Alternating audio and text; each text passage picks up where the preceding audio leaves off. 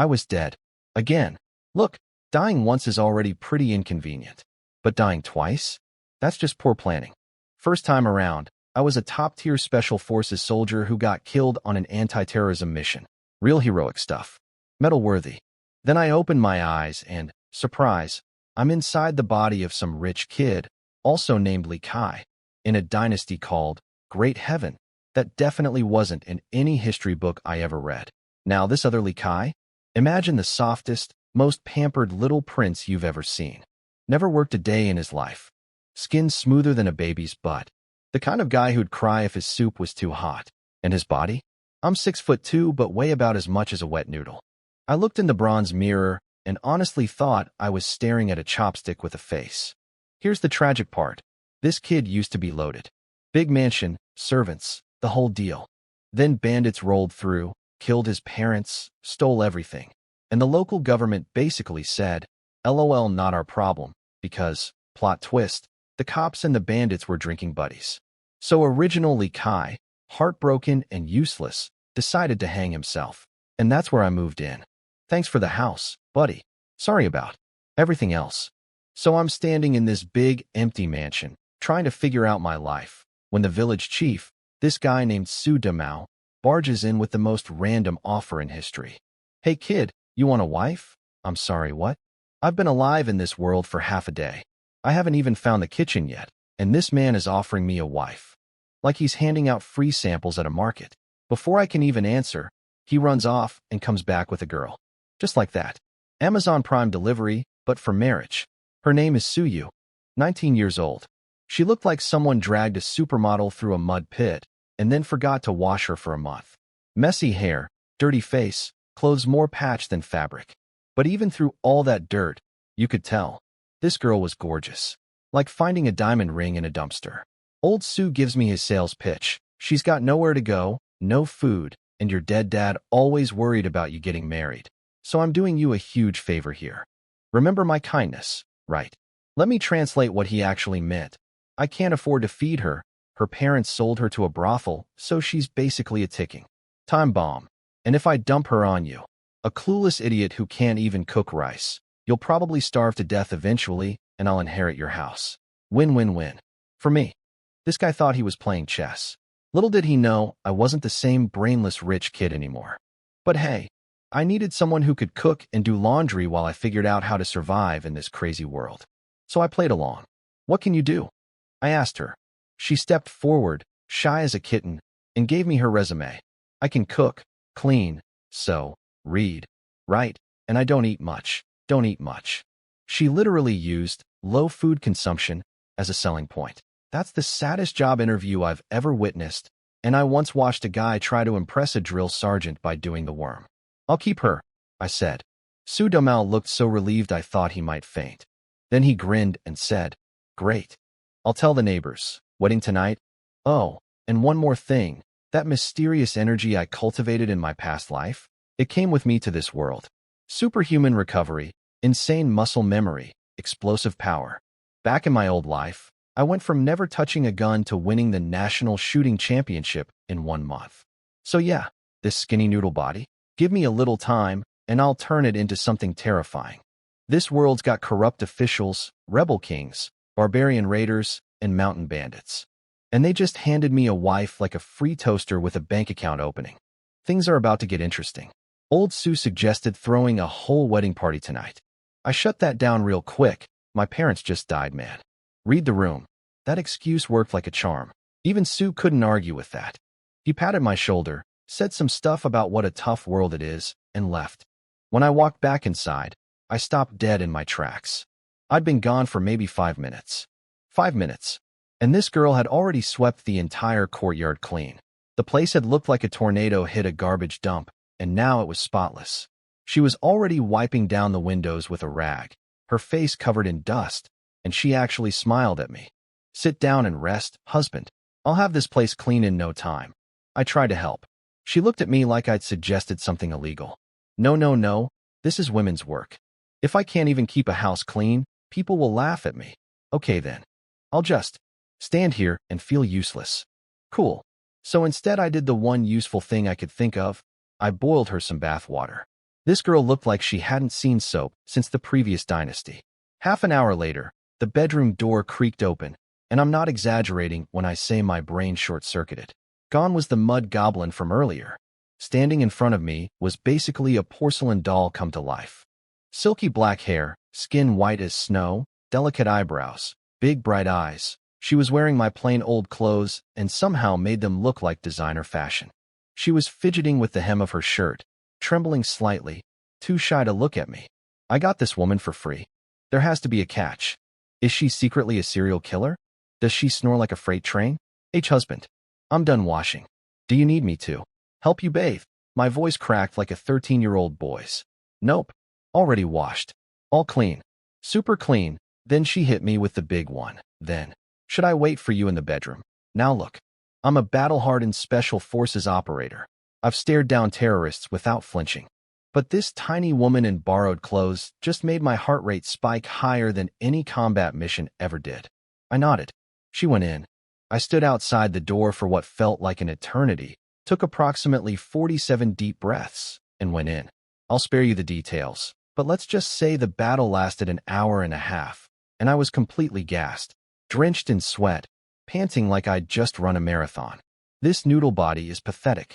In my past life, I could do 100 push-ups without breaking a sweat, and now this wipes me out? I need to hit the gym. Or whatever passes for a gym in ancient China. A rock. I need to lift a rock. Afterward, Suyu got dressed, carefully cut out a piece of the bedsheet, her proof of, well, you know, and tucked it away like it was a treasure. Then she smiled at me, so warmly my cold, dead soldier heart actually melted a little. Hungry, husband? I'll cook for you. We walked into the kitchen and reality punched me in the face. The rice jar was practically empty. This was the last of what I'd bought with my final 200 copper coins. Suyu immediately went into self-sacrifice mode. I'm not hungry. I'll make you thick porridge and just drink the rice water myself. Rice water. She was going to drink rice water. Like she was trying to win some kind of Saddest Wife of the Year award. You married Li Kai? I'm not letting my wife survive on rice water. Cook all of it. Every last grain. Thick porridge. No leftovers. But husband, are you disobeying your husband? Her head shook so fast I thought it might fly off. No. Husband is the boss. Suyu only listens to husband. When the porridge was ready, she gave me a huge bowl and took a tiny cracked cup for herself. Then she just sat there, staring at me with puppy eyes, waiting for permission to eat. Apparently in this world, women can't eat until the man says so. What kind of caveman nonsense is this? I grabbed her little cup, dumped her porridge into my bowl, and she nearly had a panic attack. Did I take too much? I'm sorry. I'll eat less next time. I pulled her into my arms before she could spiral any further. New house rule. You eat first. When you're full, then I eat. I scooped up a spoonful and fed it to her myself. She looked at me like I'd just told her she won the lottery. She ate a few bites and said she was full. A few bites. This woman eats like a hamster. I demolished the rest of that pot like a vacuum cleaner. Now here's where things got serious. The rice was gone. Zero food left. If I didn't find something to eat by tonight, tomorrow we'd both be chewing on air. Lucky for me, or unlucky, depending on how you look at it, there's a mountain right next to the village. Full of wild boars, rabbits, chickens, all-you-can-hunt buffet. Only one tiny problem. The mountain is controlled by bandits. The same bandits who murdered my parents. They'd announced that any villager caught on that mountain would be killed on sight. Some people tested that theory. They didn't come back. But honestly, I was hoping to run into those bandits. I've got a score to settle and fists that remember how to fight. Weapon situation was tragic though. This stupid dynasty banned civilians from owning anything sharp. Kitchen knives couldn't even be longer than 8 inches. Get caught with armor? Beheading. Get caught with a real weapon? 20 whacks with a big stick. They were so scared of rebellion, they basically disarmed the entire population. After tearing my house apart, the best I found was a farming sickle. A sickle. I'm going to fight bandits and hunt wild boars with a tool designed for cutting grass. Peak warrior energy right there. I tucked it into my waistband and headed for the door. But just as I was about to step out, husband, wait. So you saw the sickle tucked behind my back. She didn't ask where I was going or what I was planning. She just pulled out a small jade pendant, smooth, simple, nothing fancy, and hung it around my neck with her own hands. My grandma gave me this when I was little. It's not worth much, but it'll keep you safe. I sniffed it. It smelled like her. I couldn't help but smile. Relax, wifey. Your man is built different. I don't die easy. Already proven that, actually. Takes more than one death to keep me down. I gave her a kiss that probably short-circuited her brain, then disappeared into the night like the badass I am. Or at least like a very skinny badass with a farming tool. An hour later, I was deep in the mountains. Pitch black. Couldn't see your own hand level dark. Any normal person would have been completely lost out here. But I'm not normal, am I? I channeled that mysterious energy into my eyes, and suddenly the whole forest lit up like daytime. My cheat code energy is basically a universal stat booster.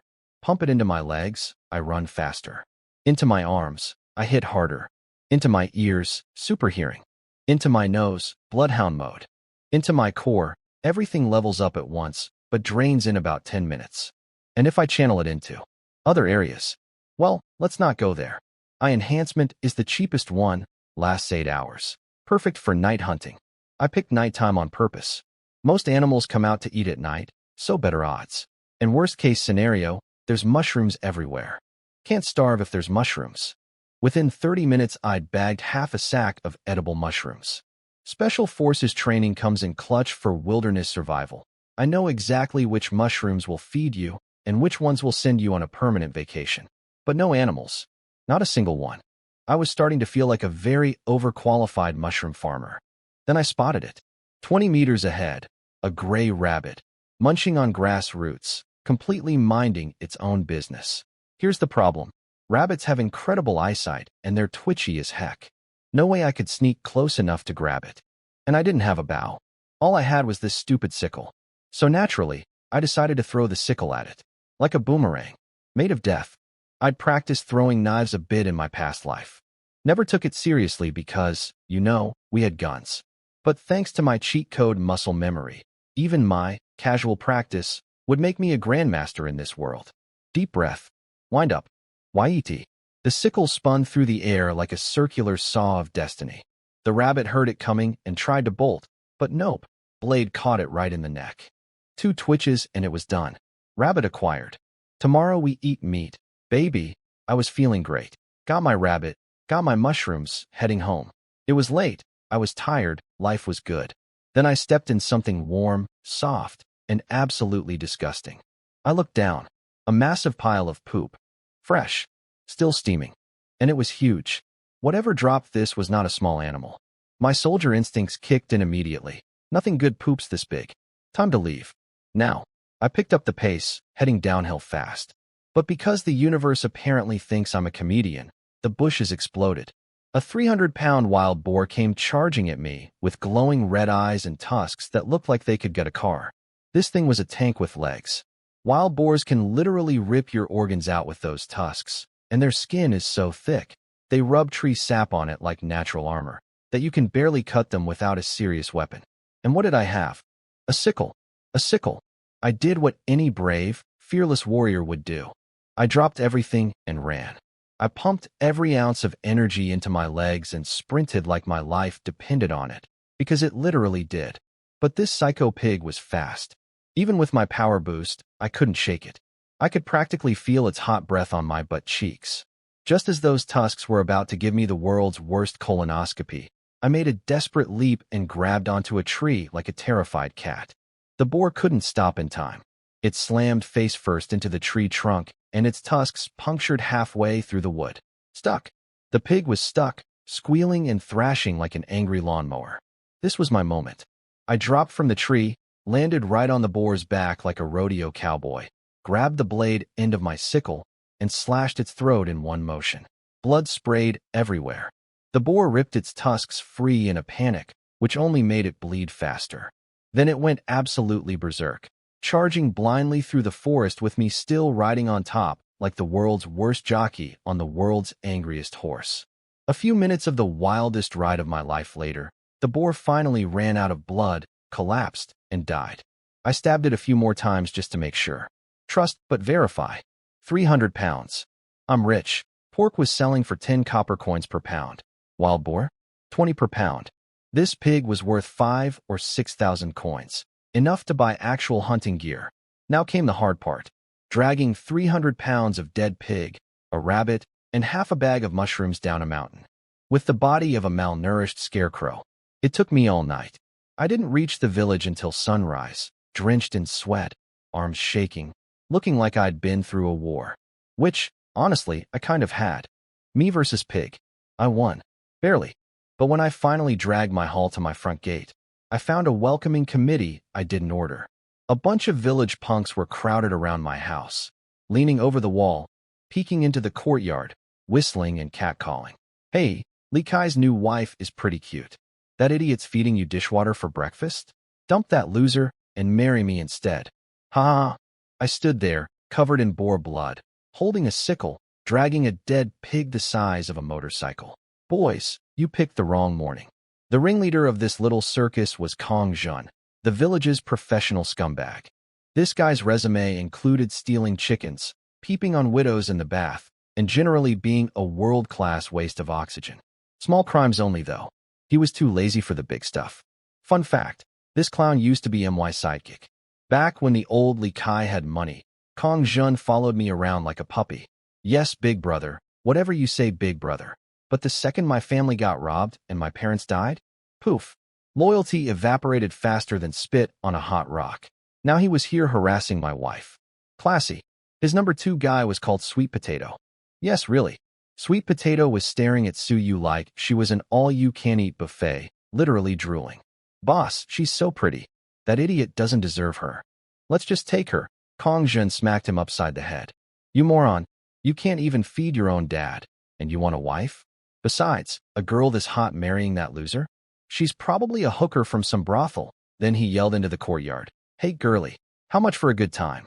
Ha ha ha ha. These guys walked right into MY yard. Kong Jun spotted Suyu's breakfast on the stone table, which was basically 3 grains of rice floating in hot water, and kicked it over. The bowl shattered. Suyu ran out. What are you doing? That's my husband's breakfast. That's breakfast? I wouldn't feed that to a dog. Come with me. Baby, I've got actual rice at my house. Then this greasy cockroach reached his hand towards Suyu's chest. That's when my shoe entered the chat. I'd been watching from the gate. I kicked off my shoe and launched it like a guided missile. It nailed Kong Jun right in the back of the skull. Ow. Who the? Everyone turned toward the gate. And then they froze. Picture this. Me, standing in the doorway, absolutely drenched in blood from head to toe. One hand casually holding a 300-pound dead wild boar like a grocery bag.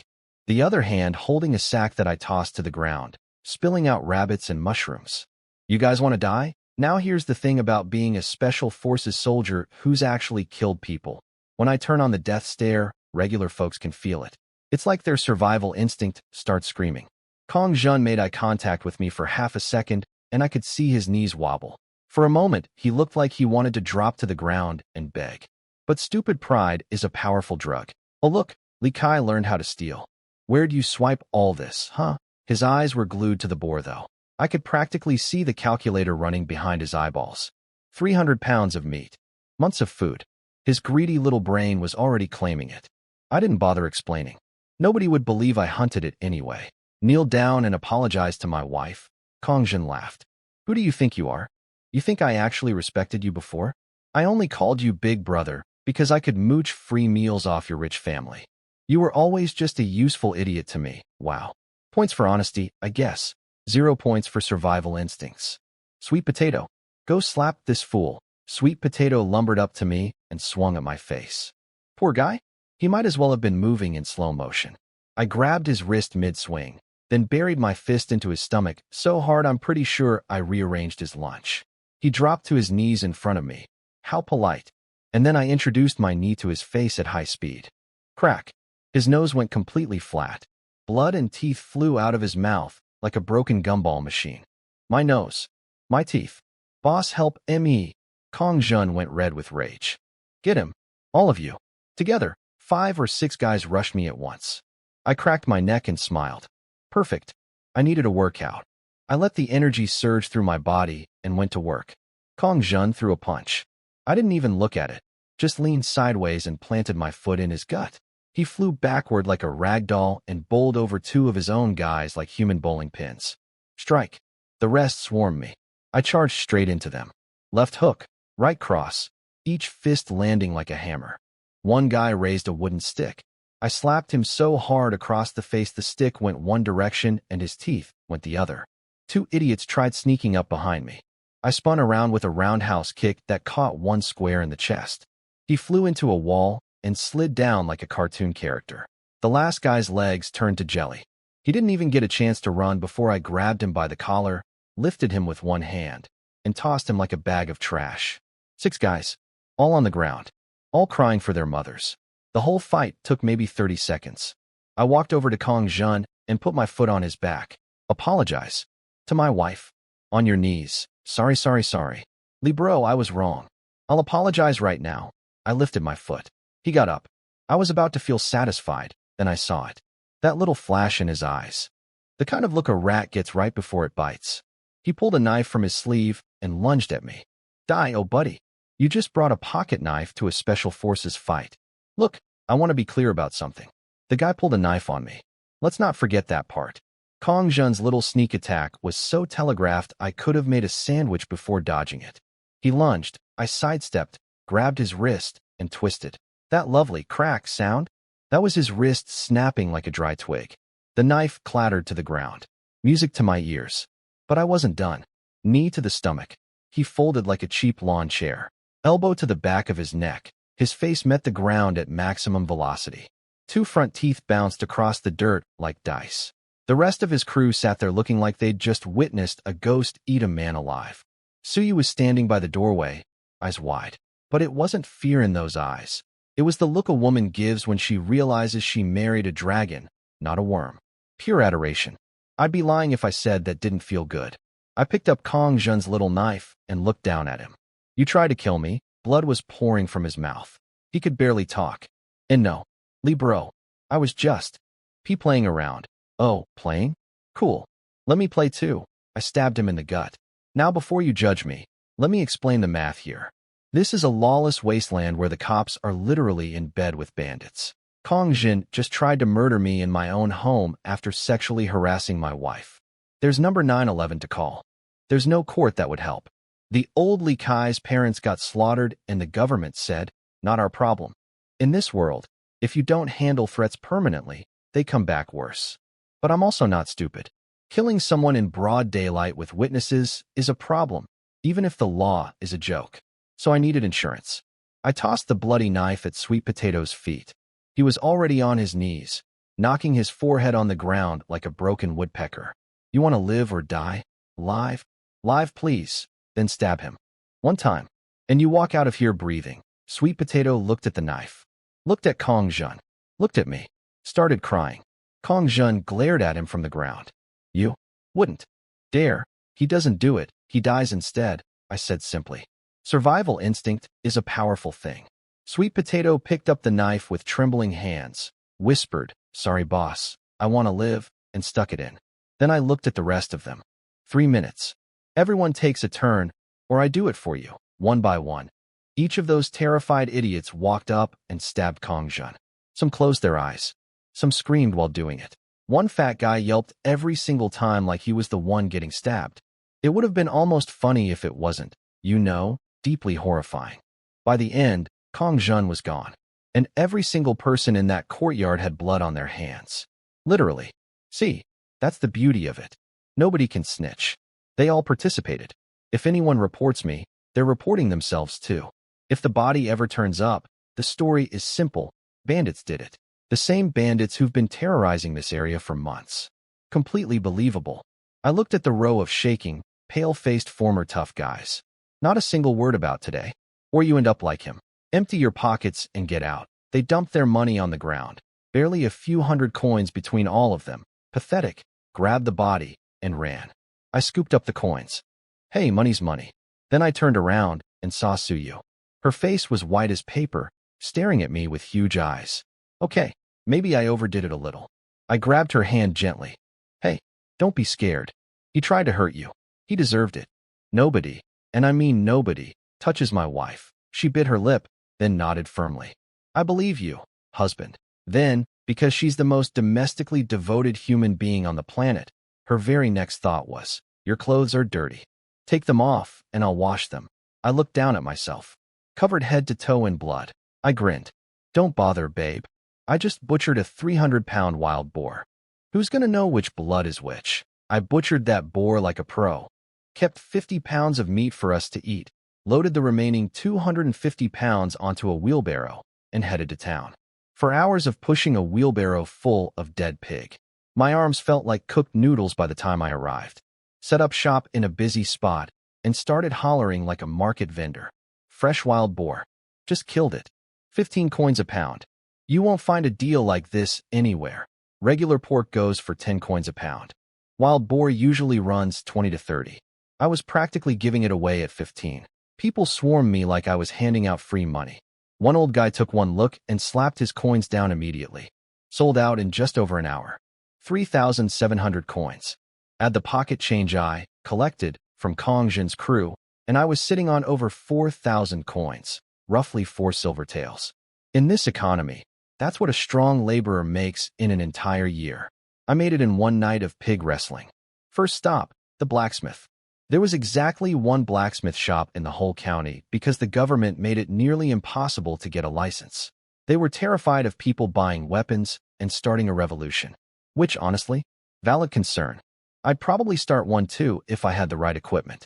The blacksmith was this burly, dark-skinned old dude hammering away at a blade, sweat dripping into the furnace. Looked like he bench-pressed anvils for fun. Hey boss, you sell swords? He didn't even look up.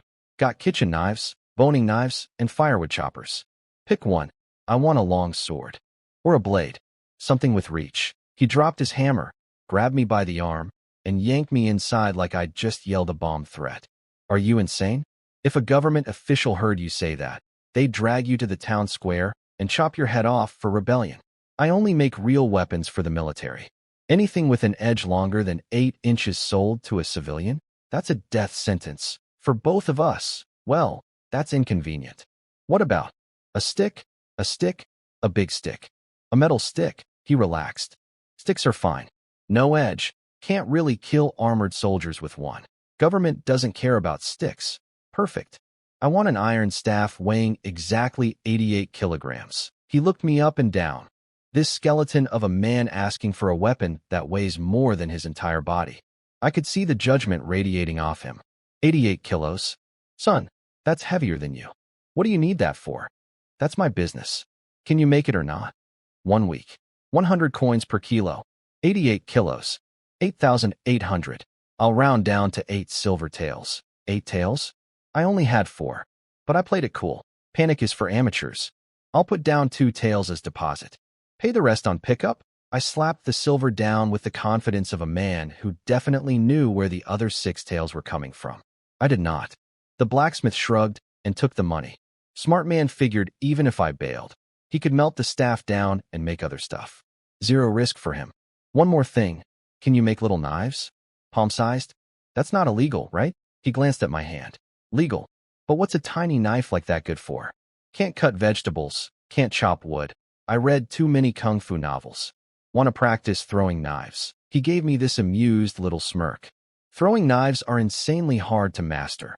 Like a 1 in 100 success rate. He clearly thought I was a delusional teenager. If only he knew. 100 coins each. How many? 10. He banged those out in no time. 10 sharp little beauties. Not as sleek as modern steel, but for hand-forged work, pretty impressive. I tucked them into my belt and walked out feeling like a proper action hero. A very skinny action hero.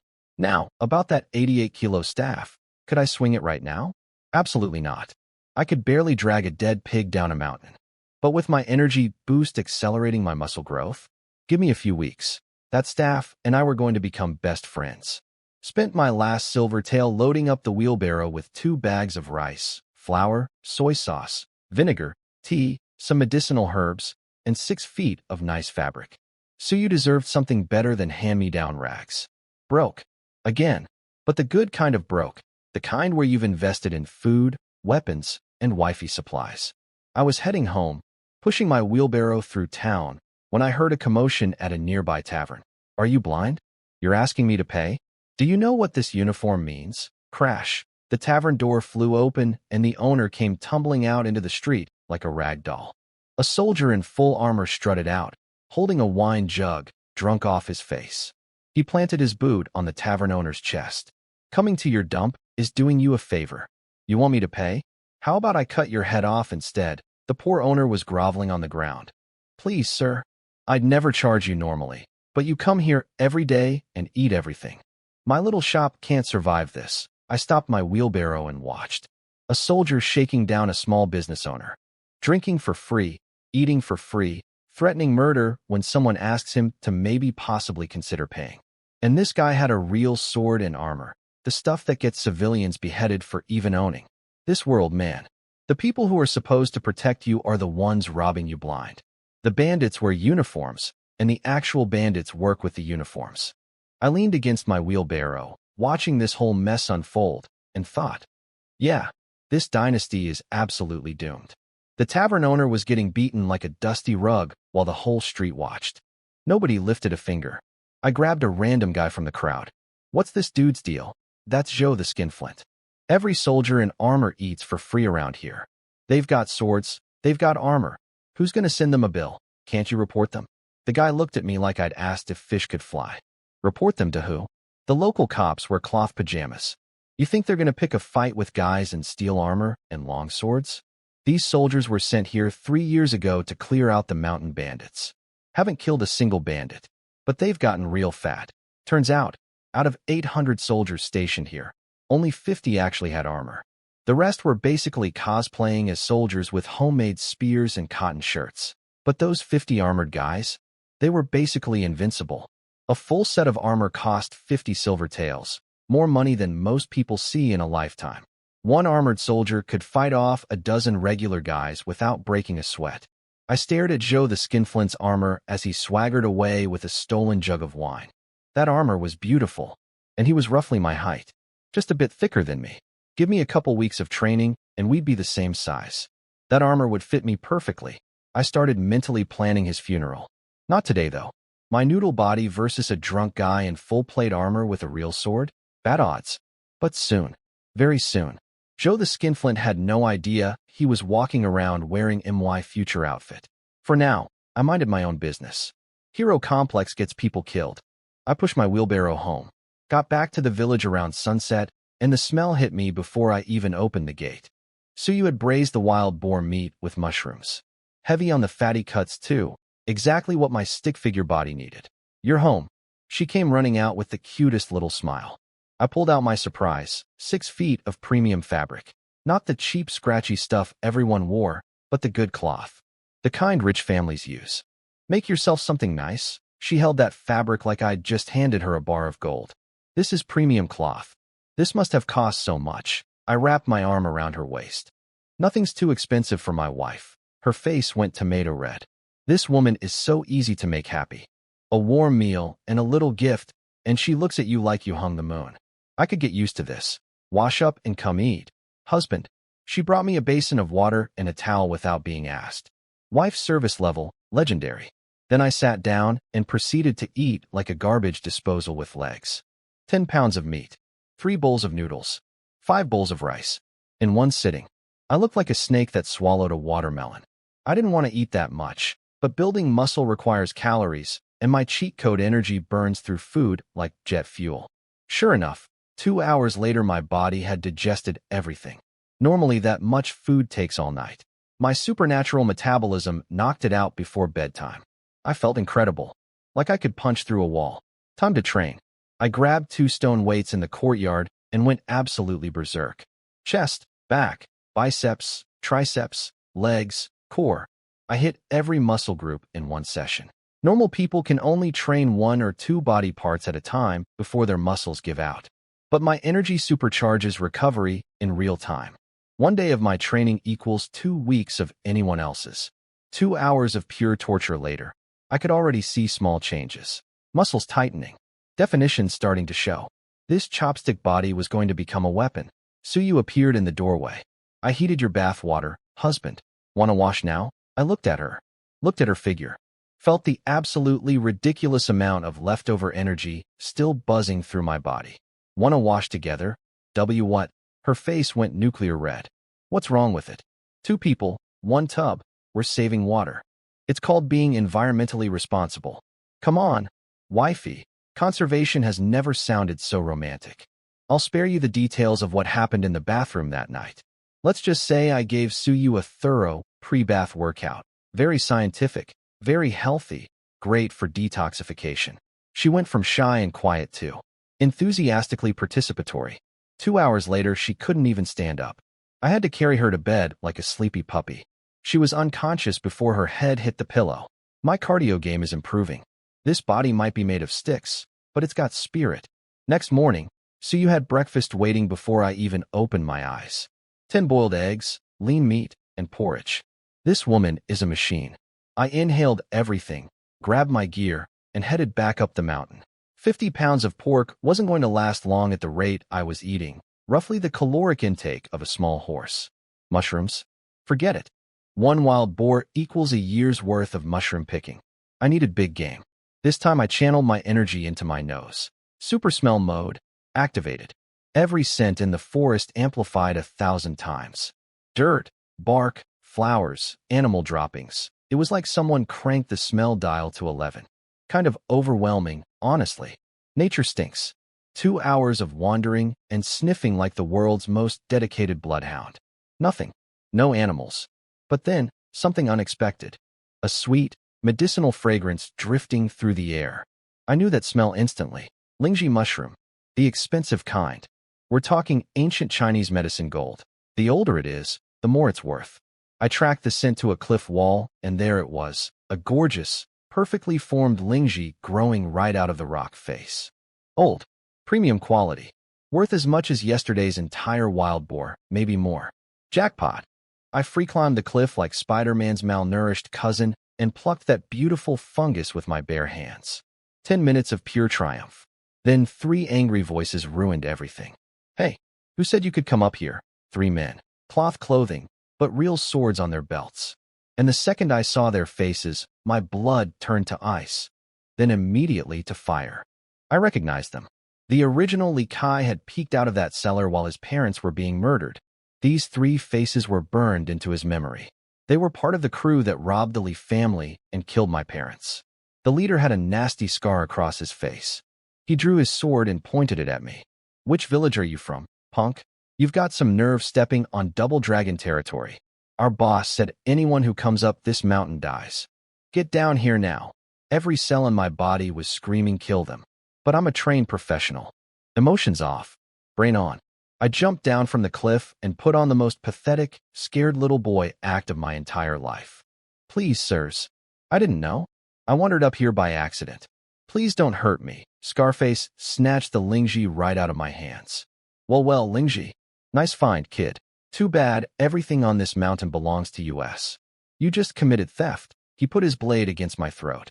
2 choices. Pay 50 silver taels, or I cut your head off. I made my lip tremble. Oscar-worthy performance. 50 taels? I'm just a poor villager. I don't have that kind of money. No money? Then die. He raised his sword. I needed about 3 more seconds. Wait. I have something else. A treasure. It's in my pocket. Let me show you. Treasure? Scarface's greedy eyes lit up like lanterns. All 3 of them leaned in to look. That's when I grabbed the throwing knife hidden in my pocket, and everything switched from scared village boy to special forces operator. Die. The knife came out of my pocket like a bolt of lightning and buried itself in Scarface's neck. Direct hit to the artery. Blood erupted like a garden sprinkler. The other 2 got a face full of their boss's blood and just froze, standing there like statues with red polka dots. Scarface grabbed his throat, made some gurgling sounds like a broken drain, wobbled, and dropped dead. 1 down. 2 to go. Pockmarked face. This ugly dude covered in acne scars, snapped out of his shock first and charged at me with his sword screaming, "You killed Big Bro.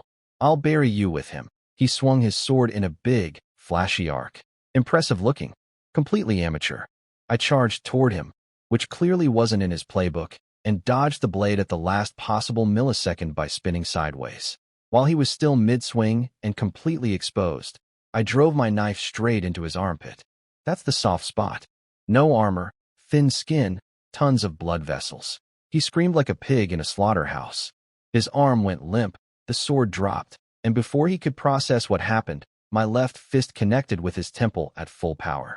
His head snapped sideways, his eyes rolled back, and he flew through the air like a crash test dummy. Hit the ground and didn't get up. Permanent nap. 2 down. 1 to go. The last bandit had already gone completely white. He'd watched me kill his 2 buddies in about 15 seconds. Whatever tough guy training he'd received clearly did not cover this scenario. He turned and ran, screaming at the top of his lungs. Murder! Help! Somebody help me! Oh no you don't, buddy. You don't get to run home and bring reinforcements. Not today. I couldn't let that last guy run. If he made it back to the bandit camp, I'd have 50 angry dudes with swords hunting me down by dinner time. I pumped my energy into my arm, wound up like a baseball pitcher, and hurled my throwing knife at his neck. He was running full speed, thinking he was home free. Never even heard it coming. Thunk. Knife in the back of the neck. He face-planted so hard, he probably left a crater. Few twitches. Done. 3 bandits. 3 kills. Under 2 minutes. And I was panting like an asthmatic pug. This body is pathetic, I muttered to myself. A little bit of cardio, and I'm gasping for air. I used to run 10 miles in full gear without breaking a sweat. Now I kill 3 guys and need a nap. Gotta train harder. Time for my favorite post-combat activity, looting. I went through their pockets like a kid on Halloween. Combined, they had 7 or 8 silver taels just casually sitting in their clothes. As pocket money. Regular people work an entire year to earn that much, and these guys were carrying it around like loose change. No wonder everyone wants to be a bandit. The retirement plan is terrible, but the salary is amazing. Weapons check. 2 swords, 1 bow. 1 sword was garbage. Looked like someone had been using it to chop firewood for a decade. Threw that away. But the other sword? Beautiful. Sharp, heavy, well-made. I strapped it to my back like the main character I was clearly becoming. And then, the real prize. A bow with 10 arrows. In this world, a good bow costs more than most people's houses. Perfect for hunting from a distance instead of, riding wild boars to death. I practically skipped home, grabbed my wheelbarrow, and headed to town to sell the lingji. For hours of pushing a wheelbarrow again. I really needed to upgrade my transportation situation. A horse would be ideal, but horses cost 50 plus silver taels because the military buys them all. A donkey cart though? 7 or 8 taels. Very doable. At the pharmacy, I walked in ready to do business, and immediately got distracted.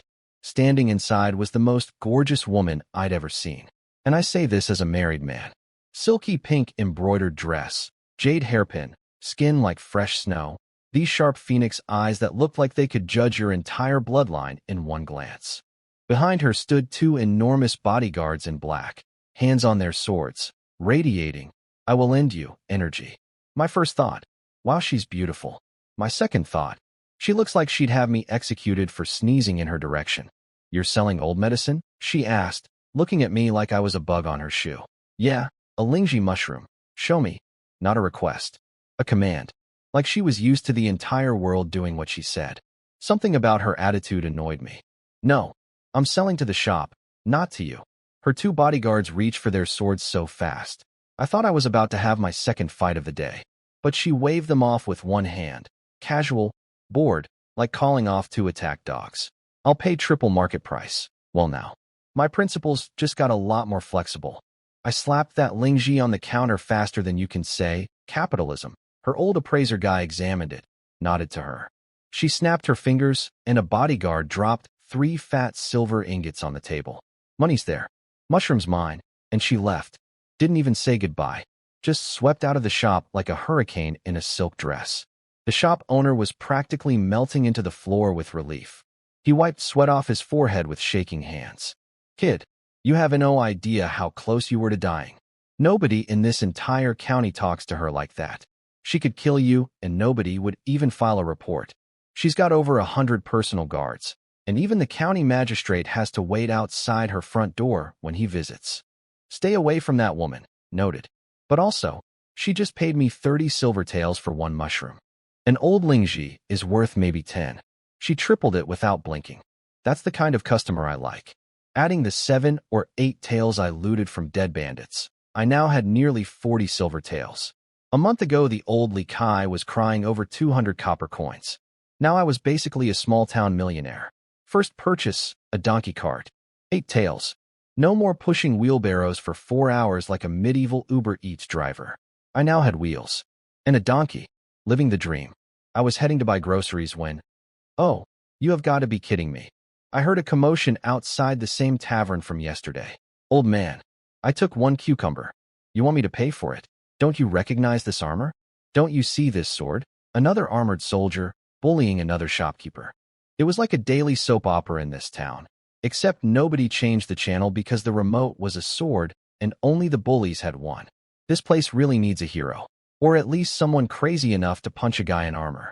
Looks in mirror. Oh, that's me, isn't it? There he was again. Joe the skinflint. Drunk as a skunk, waving a half-eaten cucumber he'd just swiped from a street vendor.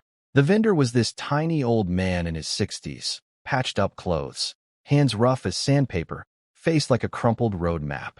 He was clinging to Joe's leg, begging, "Sir, eat the cucumber, I don't care, but please give me my money pouch back.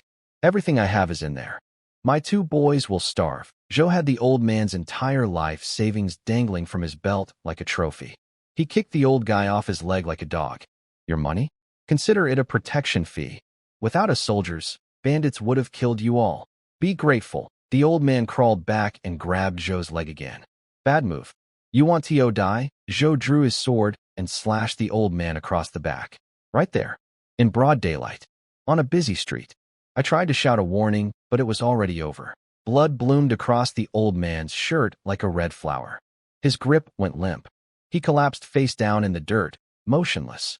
Joe sheathed his sword, stepped on the old man's body to walk over him, and muttered, "Stubborn old fool. You deserved it." Nobody moved. Nobody spoke. An entire street full of people just watched a murder happen and did absolutely nothing. Because what could they do? The killer was wearing armor nobody could cut through and carrying a sword nobody was allowed to own. My fists were clenched so tight my nails were cutting into my palms. I wanted to rush him right there. But I ran the math. Me, malnourished skeleton, versus him, armored drunk tank with a real blade. Those odds were terrible, but that armor was going to be mine. And that old man was going to be avenged. Just not today. I followed Joe through the streets, keeping my distance. He was too drunk and arrogant to notice. Eventually, he stumbled into a house in some back alley. Not the military barracks, a private residence. That was important. In the barracks, he'd be surrounded by soldiers. In a private house, he'd be alone. I memorized the location and left. Soon, Joe. Very soon. Shopping time. I loaded up my brand new donkey cart, still thrilled about that purchase, with 2 baskets of eggs, 10 pounds of beef. Expensive as heck, because killing work cows is illegal, so you can only buy meat from cows that died of old age or sickness. Imagine that grocery label. A bunch of shrimp, several roast chickens, rice, flour, and a box of fancy makeup powder for Suyu. Total damage, 10 silver taels. But I still had 20 left. Rich man problems. Pulled up to my house in a donkey cart like I was arriving in a Mercedes. Suyu's eyes went wide as dinner plates. First at the cart, then relief when she saw it was me driving it. "Where did you get this huge cart?" I hugged her. "Bought it so my wife doesn't have to walk everywhere." Her smile could have powered a small city. Then village chief Sue showed up, and his jaw nearly dislocated when he saw the cart. In this era, owning a donkey cart was like owning a BMW in the 80s. Regular people could never. "You bought this? Li Kai? Tell me the truth. You're not doing anything illegal, are you?" I laughed and handed him a basket of eggs and a bag of flour. "Relax, Uncle Sue. I found some valuable medicine in the mountains. Everything's legit." He exhaled like a balloon deflating, patted my shoulder, and said something about how Suyu married the right guy. Then he practically skipped home with his groceries. A basket of eggs was basically Christmas for this man. That night, the routine. Ate like a competitive eater. Beef, shrimp, chicken, eggs, rice, the works. Then channeled my energy to speed digest everything in 2 hours. Hit the courtyard for another monster workout. Chest flies, bench press with stone weights, 3 hours of pure pain. 2 days of my training equaled over a month for normal people. My body was already changing noticeably. Still skinny, but there was actual muscle appearing. My abs were popping because I had 0 body fat. Chest was still sad, like 2 deflated balloons, but Rome wasn't built in a day. After the strength training, I needed my cardio session. I looked over at Suyu, who was sitting on the doorstep watching me with this dopey, love-struck grin on her face. Wifey, long day, huh? Time to detox. Sweat it out. Very healthy. Doctor's orders. Same line, third night in a row. Works every time. Again?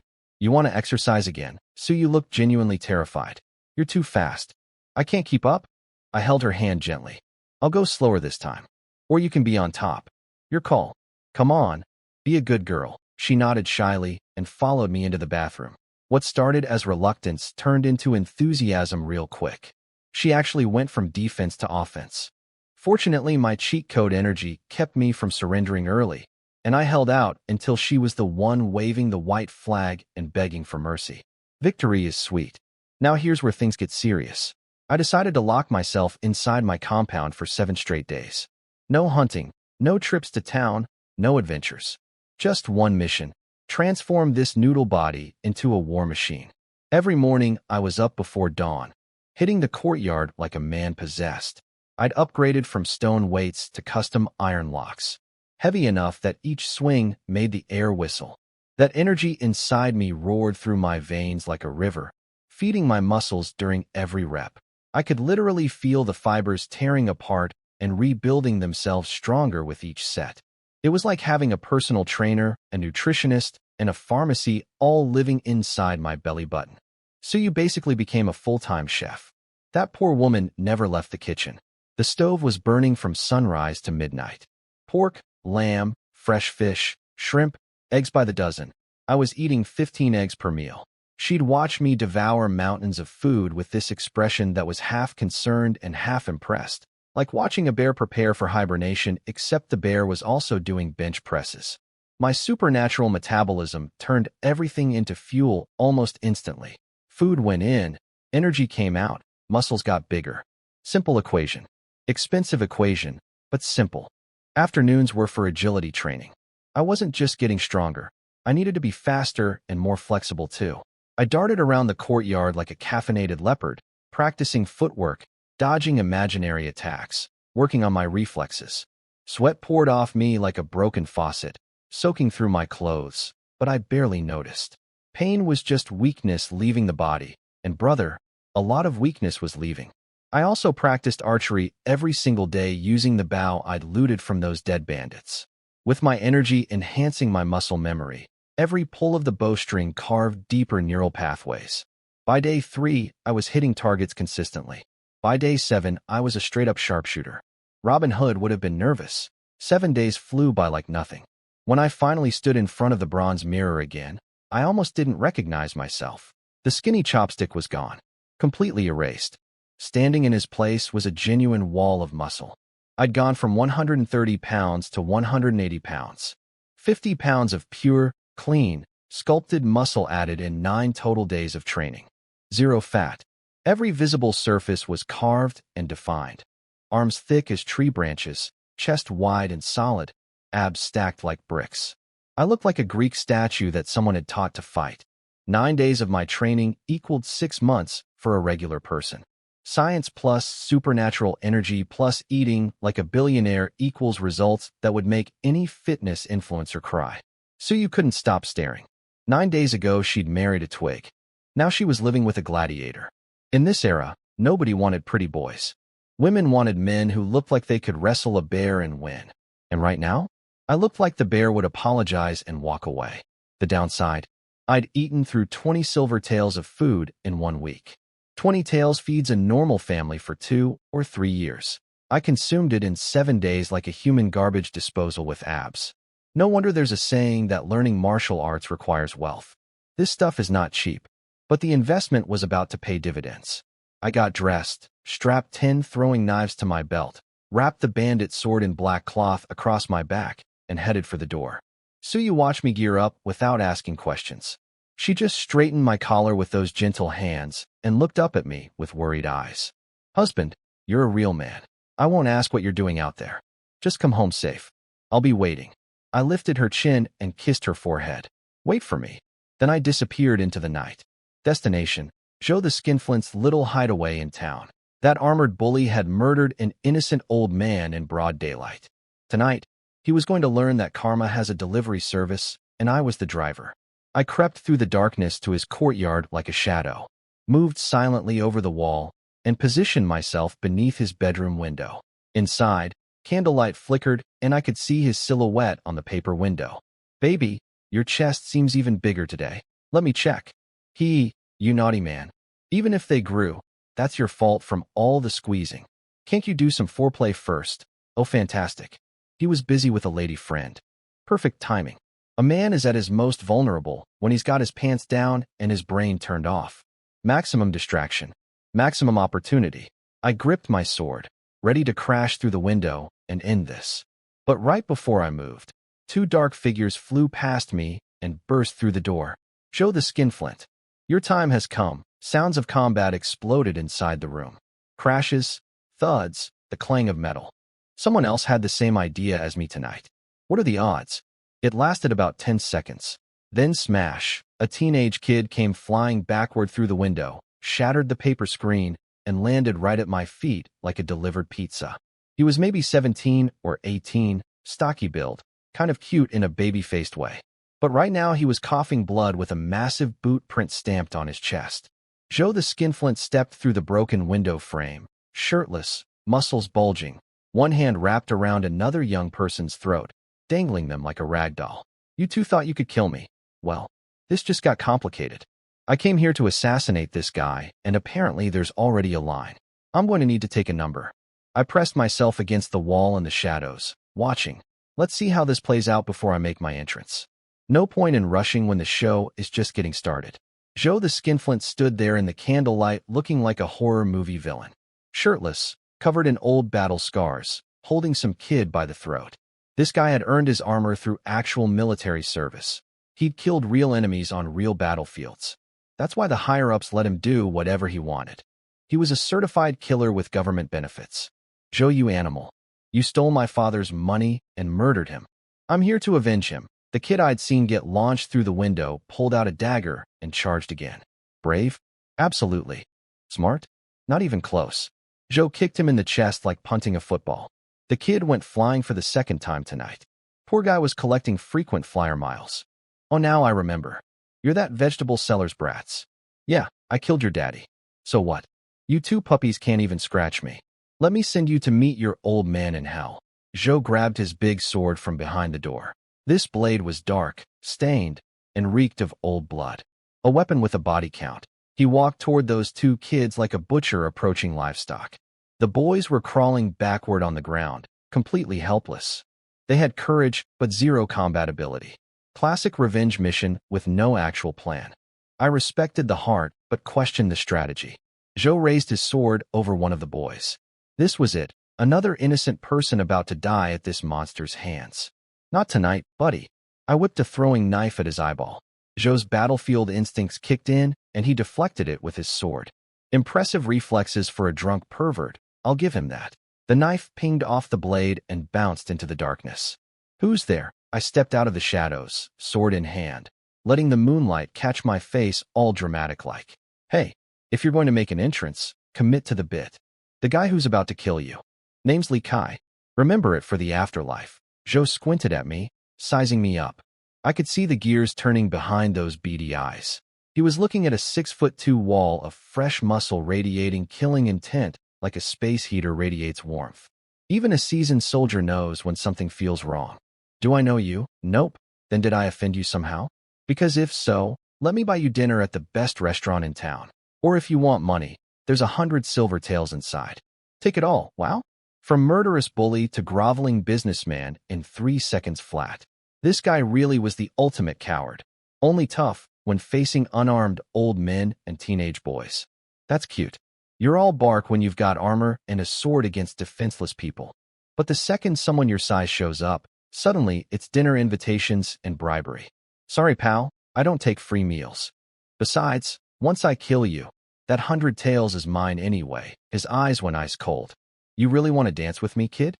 When I was slaughtering enemies on the frontier, you were still playing in mud puddles. Funny. For you, this is a fight for your life. For me, it's stepping on a bug." I launched forward so hard the ground cracked under my feet. Dust exploded behind me as I closed the distance like a missile. My sword carved through the air in a vicious downward arc aimed at splitting his skull like a watermelon. Zhou dodged sideways, battlefield experience showing, and tried to deflect my blade. But my overhead slash was a fake. Mid-swing, I twisted my wrist and converted the chop into a horizontal slice aimed at his neck. The speed of the change-up was inhuman. Zhou barely got his sword up in time. Our blades collided with a sound like a church bell being hit by a truck. Sparks erupted everywhere. The impact rattled his arms so badly his hands went numb. Good. Suffer. He tried to counter with a kick to my stomach. Cute. I leaned back just enough to let his foot whiff past my abs, then launched myself into the air, flipping overhead and bringing my sword down from above like a falling guillotine. Zhou blocked again, but the sheer force drove him backward. His feet cracked the stone bricks beneath him. He was completely on defense now, barely surviving, face twisted in disbelief. He'd expected a street thug. Instead, he got a special forces operator with supernatural strength who'd spent 9 days training like a psychopath. I pressed harder, faster. My blade became a blur of steel and moonlight. Every slash carried enough force to split a tree. Zhou was stumbling, sweating, gasping, arms shaking. He looked like a man drowning on dry land. Please, I'll give you everything. Just tell me what you want. Justice. That's all. Then at least tell me why. Because I saw you murder an innocent old man over a cucumber. Because you bully everyone who can't fight back. Because someone needs to put you down like the rabid dog you are. Something shifted in Zhou's eyes. He glanced over his shoulder toward the bedroom door. I followed his gaze and understood immediately. His armor was hanging in there. If he reached it and strapped it on, this fight would get 10 times harder.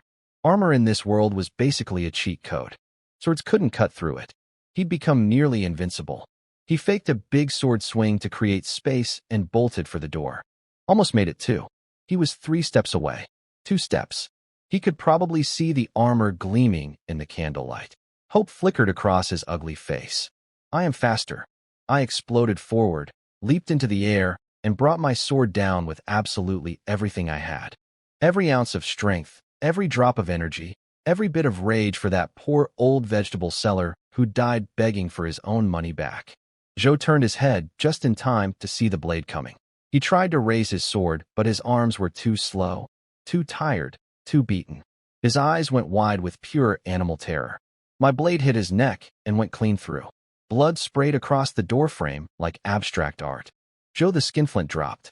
The sword clattered from his lifeless fingers. The man who'd terrorized an entire county, who murdered civilians for cucumbers and stole from the helpless, dead on his own doorstep, 3 feet from the armor that could have saved him.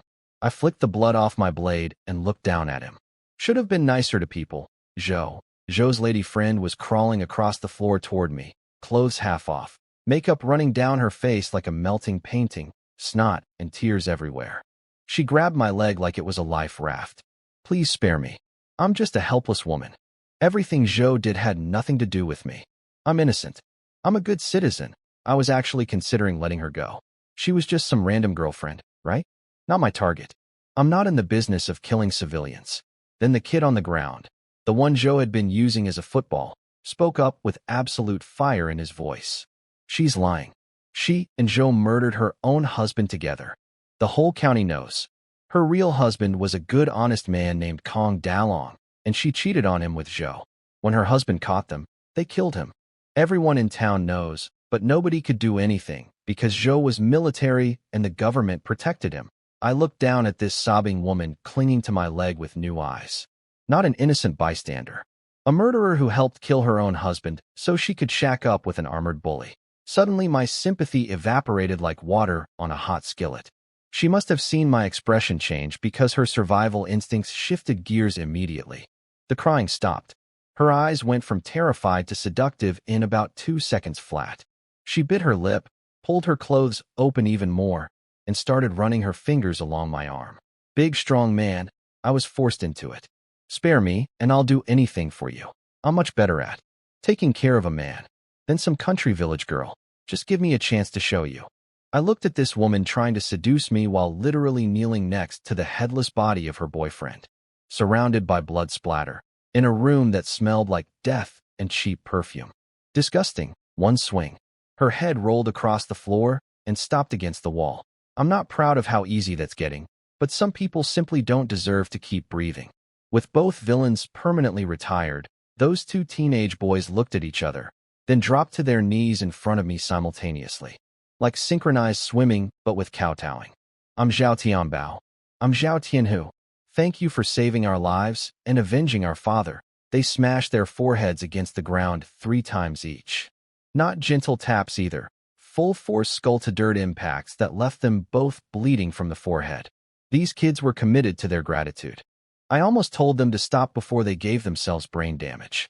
The vegetable seller was your father? I asked, already knowing the answer.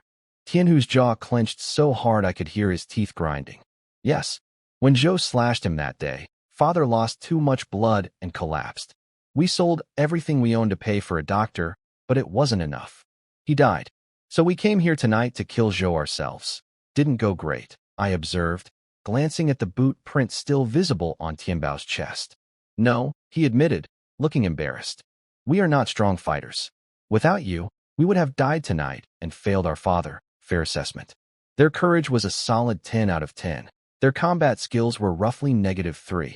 But I liked them. They had guts, loyalty, and the kind of rage that can be shaped into something useful.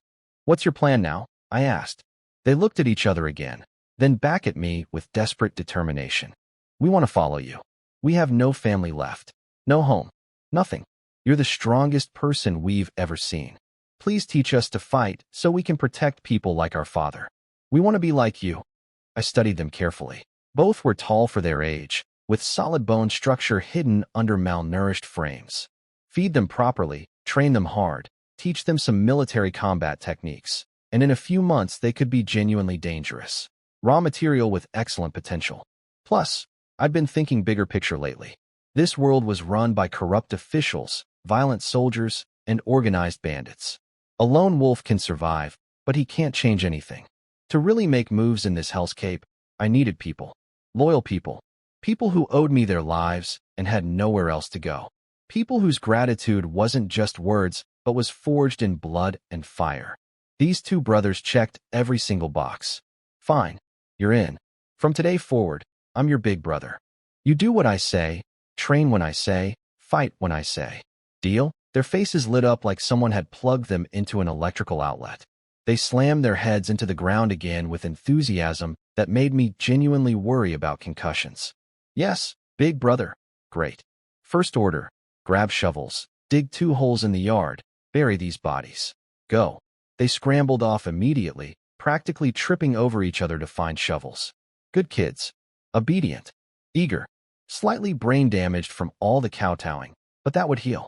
While they dug, I turned my attention to the real prize. Zhou's armor was hanging on a stand in the bedroom, gleaming in the candlelight like a Christmas present wrapped in steel. I ran my fingers across the metal plates. Cold. Hard. Beautiful. Each piece was expertly crafted, designed to interlock perfectly. This single suit of armor was worth 50 silver taels and could turn any decent fighter into an unstoppable tank. Swords bounced off it. Spears couldn't penetrate it. Wearing this was basically activating God mode. I lifted the chest piece and settled it onto my torso. It clicked into place like it was custom-made for me. Every plate found its position against my newly muscled frame, snug and perfect. I cinched the thick leather belt around my waist, strapped the arm guards onto my biceps, and finally lowered the helmet onto my head. I caught my reflection in a bronze mirror and almost scared myself. 6'2", 180 pounds of solid muscle, encased head to toe in battle-tested steel armor. A bloodstained sword in one hand. Eyes that had seen death from both sides and weren't impressed. 9 days ago, I was a walking skeleton who got winded pushing a wheelbarrow. Now I looked like a war god who ate other war gods for breakfast. The transformation was so dramatic, it was almost comical. If the old Li Kai could see me now, he'd probably faint, wake up, then faint again. From the yard, I heard the brothers pause their digging.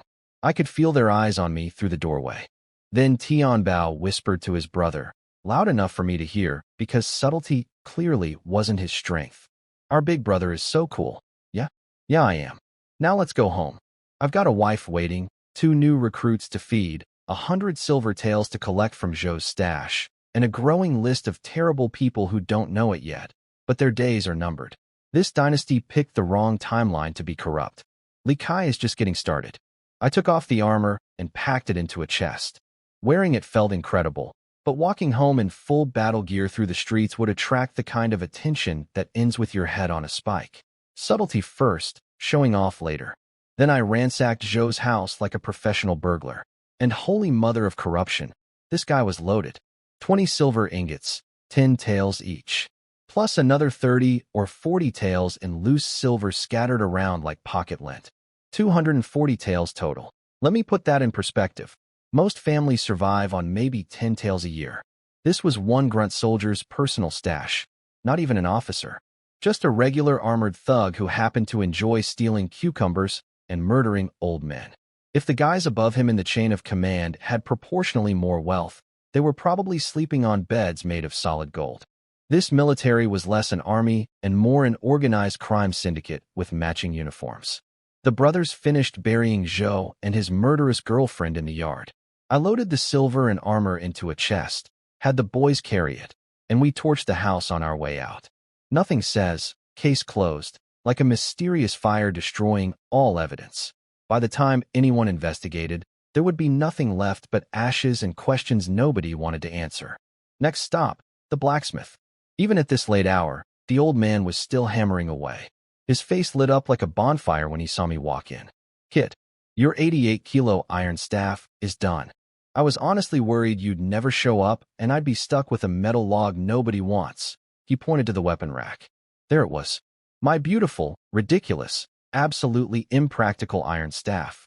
I walked over, wrapped one hand around it, and lifted. Sweet mercy, this thing was heavy. 176 pounds of solid iron. Even with my new muscles, my arm immediately started trembling. I set it down with a thud that cracked the floor tiles. The blacksmith winced. I pretended that was intentional. Perfect.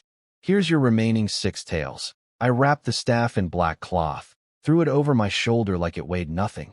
It absolutely did not weigh nothing. My spine was screaming, and walked out looking cool while internally dying. Shopping spree time. I dragged the brothers through the market buying beef, shrimp, eggs, and premium ingredients. Tianbao and Tianhu followed me with their mouths hanging open. These kids had been struggling to afford cornbread yesterday, and now their new big brother was casually buying luxury protein like a medieval bodybuilder with a black card. Their eyes kept getting wider with every purchase. I dropped 30 or 40 taels without blinking. Their brains were clearly short-circuiting, trying to process this level of casual spending. We walked back to the village and arrived at my front gate. Suyu was in the courtyard doing laundry. She looked up, saw me alive and intact, and her entire body visibly relaxed. Then she noticed the 2 strange teenagers standing behind me, and her guard went right back up. "Husband, who are these 2? Now here is where things got entertaining." Tianbao and Tianhu saw Suyu and completely malfunctioned. Their jaws dropped so far I thought they might need medical assistance. They just stood there, frozen solid, staring at her like they had witnessed an angel descend from heaven to do laundry in a courtyard. And honestly, I understood their reaction. Suyu had cleaned up beautifully over the past week. Silky black hair flowing in the breeze, bright sparkling eyes, skin like porcelain, this subtle smile that made you feel warm inside. She was wearing simple clothes, but radiating the kind of natural beauty that makes expensive outfits feel unnecessary. These 2 boys had grown up surrounded by women who were too exhausted and malnourished to care about appearance. Suyu looked like she belonged in a palace, not a farmhouse. They were staring way too long for my comfort. "Hey, stop drooling. Call her big sister-in-law." They snapped back to reality like someone had dumped cold water on them. Both immediately bowed deeply. "Big sister-in-law." Suyu looked at me with a very reasonable question written all over her face. I kept it simple. "Orphans. Family's dead. I'm taking them in. That okay with you?" My sweet, patient, infinitely agreeable wife nodded without hesitation. "You make the decisions, husband." "Of course I don't mind." Then I hit her with the tricky part. "Great. Just so you know, you're cooking for 4 people now. And their portions should be about 1/3 of mine." Her eyes widened slightly. She knew exactly how much I ate. 1/3 of my intake was still more than a full-grown man's daily food. She was essentially agreeing to run a small restaurant out of our kitchen. But she just said, "Yes, husband," and disappeared to perform another miracle at the stove. 20 minutes later, the table was loaded with braised beef, so tender it fell apart on contact, bright red shrimp glistening with flavor, and perfectly boiled eggs split open to reveal golden yolks.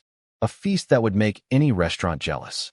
The brothers sat at the table, vibrating with restrained desire. Their hands were shaking. Their throats were bobbing. They kept reaching for chopsticks, then snatching their hands back like the food might bite them first. These kids had never seen a meal like this in their entire lives. Cornbread had been a luxury. Actual meat was something from fairy tales. The food isn't free, I said casually. After you eat, you train with me. Now eat. They attacked that table like two starving wolves discovering an unattended sheep. Food vanished at a speed that honestly impressed me, and I'm the guy who eats 10 pounds of meat per sitting. These boys inhaled everything in their path. I shook my head and let them have their moment. Life had been cruel enough to them already. After the feast, I brought them to the courtyard for the main event. Time to test my new iron staff. I gripped it with both hands, planted my feet, and swung. The staff hummed through the air like an angry hornet the size of a telephone pole. I whipped it horizontally, vertically, overhead, spinning it in arcs that sent dust flying in every direction. Each strike felt like swinging a small tree. The raw power was intoxicating. One hit from this thing would turn a human being into modern art. The brothers watched with saucer eyes, practically trembling with awe. An 88-kilo weapon dancing through the air looked absolutely terrifying, and I could tell they were reconsidering whether following me was brave or just survivorship bias. But reality checked in fast. Within minutes my arms were burning, my veins were bulging like garden hoses, and sweat was pouring off me like a waterfall. I slammed the staff into the ground and doubled over, gasping for air like a fish on a dock. This weapon was a beast. I could swing it, sure, but mastering it? Fighting with it for extended periods? Not yet. I needed more strength, more endurance, more training. The staff was a promise to my future self. One day I would wield this thing like it weighed nothing, and on that day, heaven help anyone standing in my way. Big brother. That was so cool. Teach us. Teach us. The brothers were practically bouncing like puppies who just saw a tennis ball. I gave them my best drill sergeant smirk. You want to run before you can crawl? Pick up those stone weights. I'm teaching you chest flies first. Their excitement died approximately 45 seconds into the first set. Welcome to the Likai Fitness Program, boys, where dreams come to suffer. I taught them everything: squats, bench press, deadlifts, proper form, proper breathing, the whole scientific package that nobody in this era had ever heard of. People in this world trained by swinging swords until their arms fell off. Nobody understood progressive overload or muscle group isolation. I was basically introducing sports science to the Stone Age, except my students were two malnourished teenagers who looked like they might cry during their second set of squats. After thoroughly destroying their bodies, I stood in front of them with my arms crossed. Pay attention. I'm showing this once. This fighting system is called the Black Dragon 18 Hands. Master it, and 3 to 5 grown men won't be able to touch you. The Black Dragon 18 Hands. Officially the Heilongjiang Armed Police Grappling 18 Techniques. A comprehensive combat system combining the best moves from multiple martial arts traditions. Offense and defense integrated into one devastating package. It was so effective and so brutal that the modern military actually stopped teaching it because soldiers kept accidentally destroying each other during practice.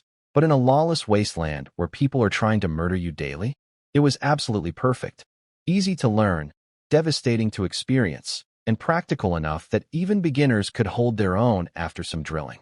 I planted my feet, gathered my energy, and let my body flow through the sequence from pure muscle memory. Watch carefully.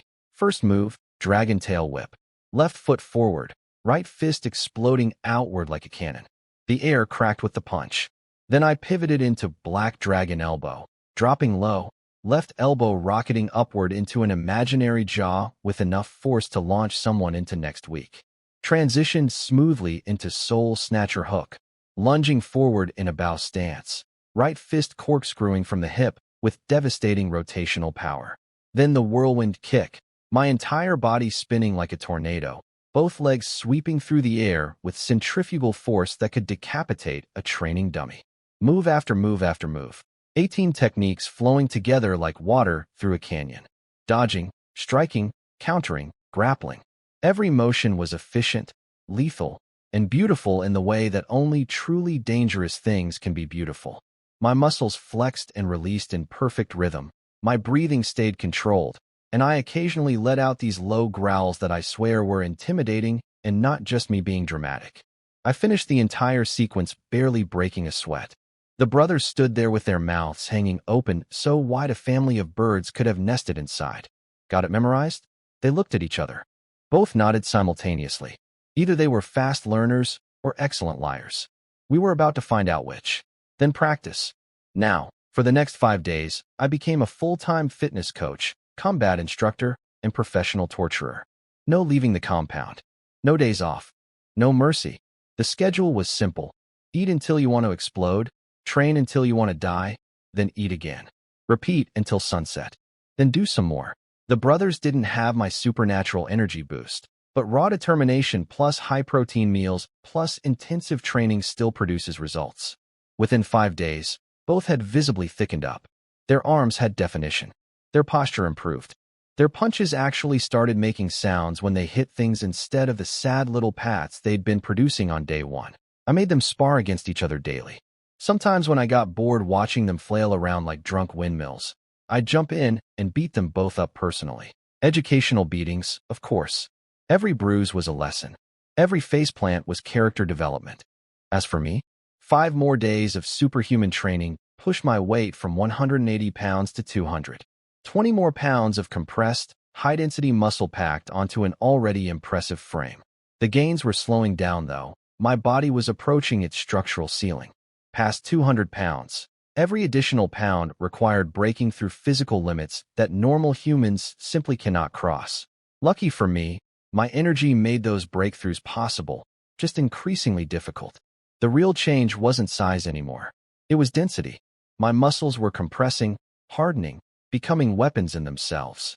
Every part of my body was becoming a killing tool. My fists, my elbows, my knees, my shins. I wasn't getting bigger. I was getting more dangerous per square inch. And that 88-kilo iron staff? 5 days ago it nearly broke my back.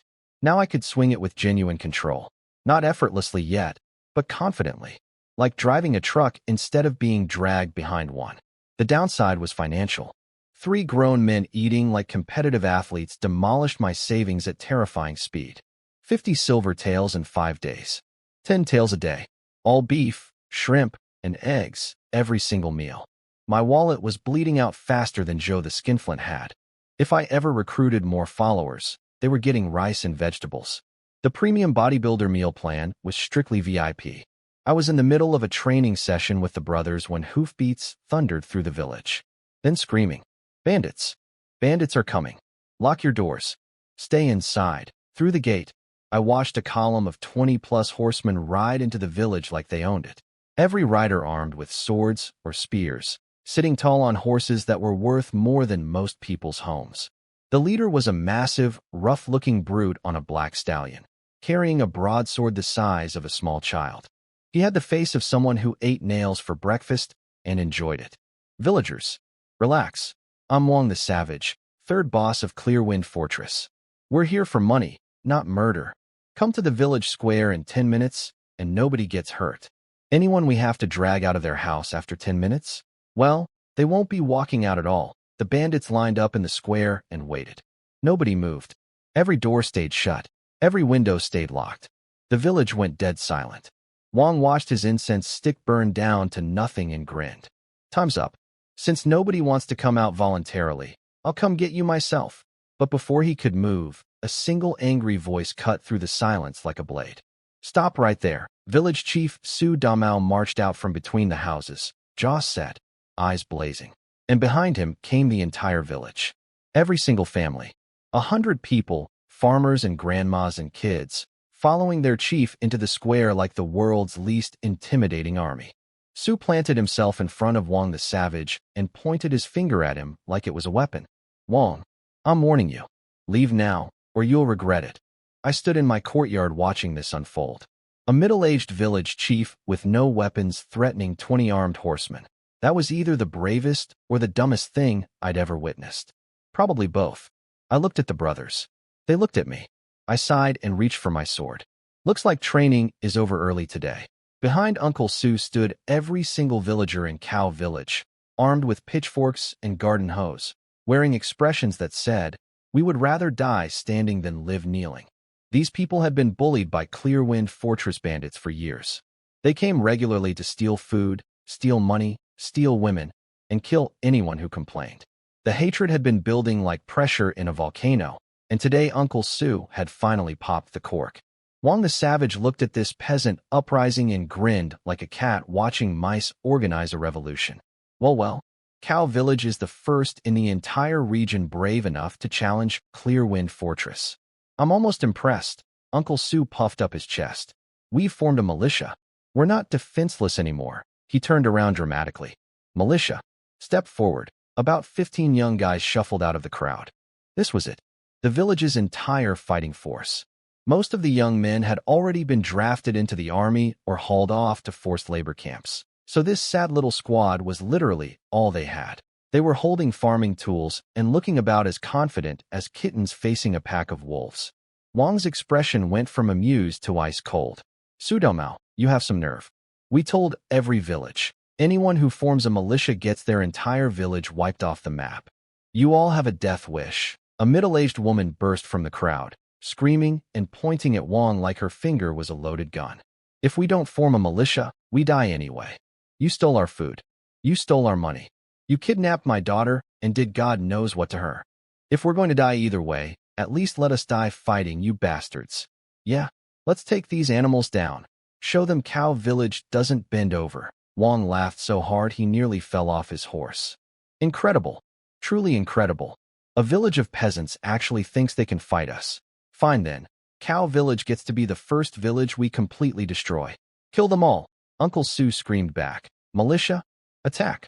What followed was the most heartbreaking mismatch I've ever witnessed, and I've seen some genuinely unfair fights in my military career. 20-plus mounted bandits with real weapons charged a dozen farmers holding garden equipment.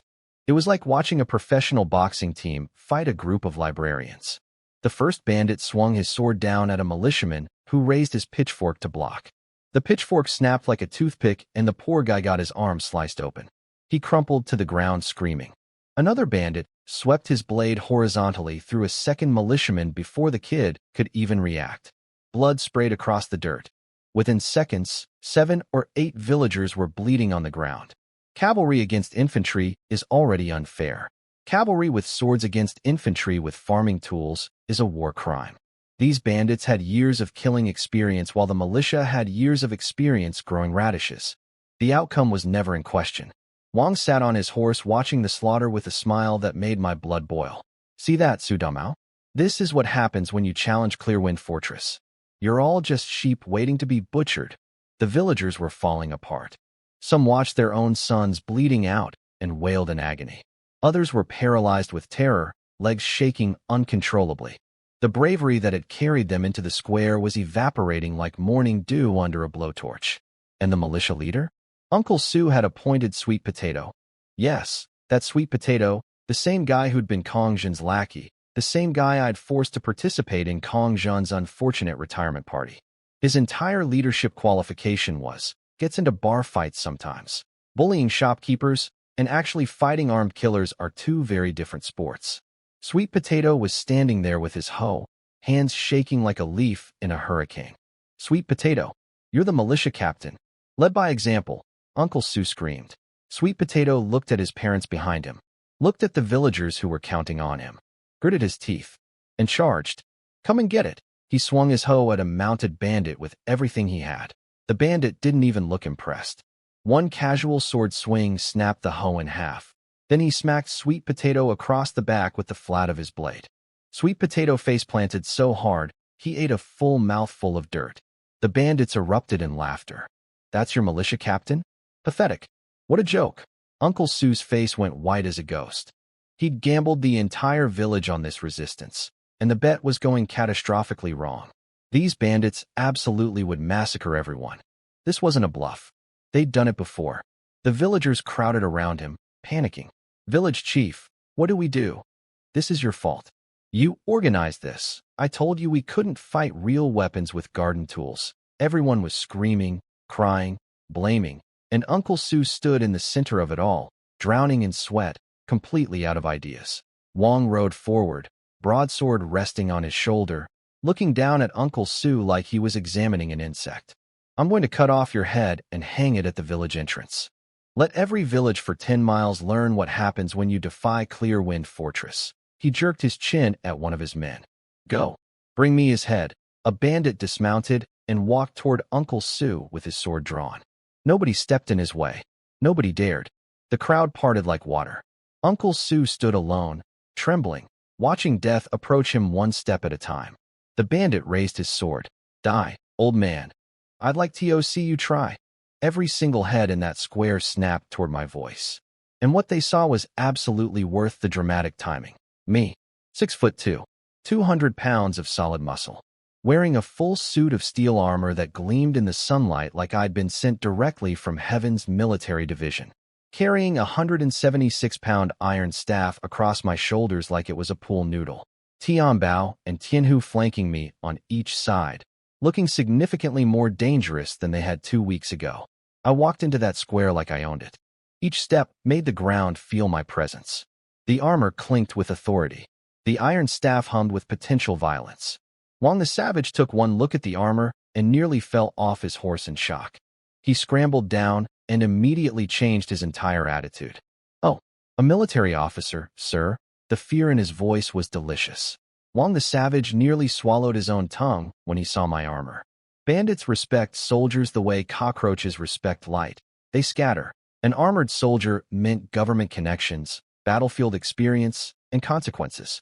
Wang was already calculating his exit strategy before I even opened my mouth. But then the villagers ruined everything. Wait, isn't that the Li family kid? When did he join the army? That armor's probably stolen. Thanks, neighbors. Really helpful commentary. Truly appreciate the support during this life or death standoff.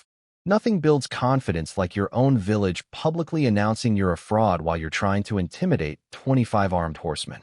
Wang's eyes lit up like a kid finding candy. He straightened up immediately, all that fear evaporating like it never existed.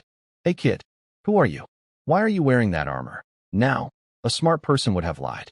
A really smart person would have invented an elaborate military backstory complete with a fake commanding officer's name and a battalion number. Me? Apparently, I chose violence and honesty today. I'm from this village. Your Clear Wind Fortress killed my parents. And this armor? I took it off someone who deserved to lose it. Wang blinked. Then he started laughing so hard I thought he might actually injure himself. Took it? Just say you stole it. If you'd claimed to be military, I might have backed off. But you just confessed to theft. I can turn you in to the government and take that armor for myself.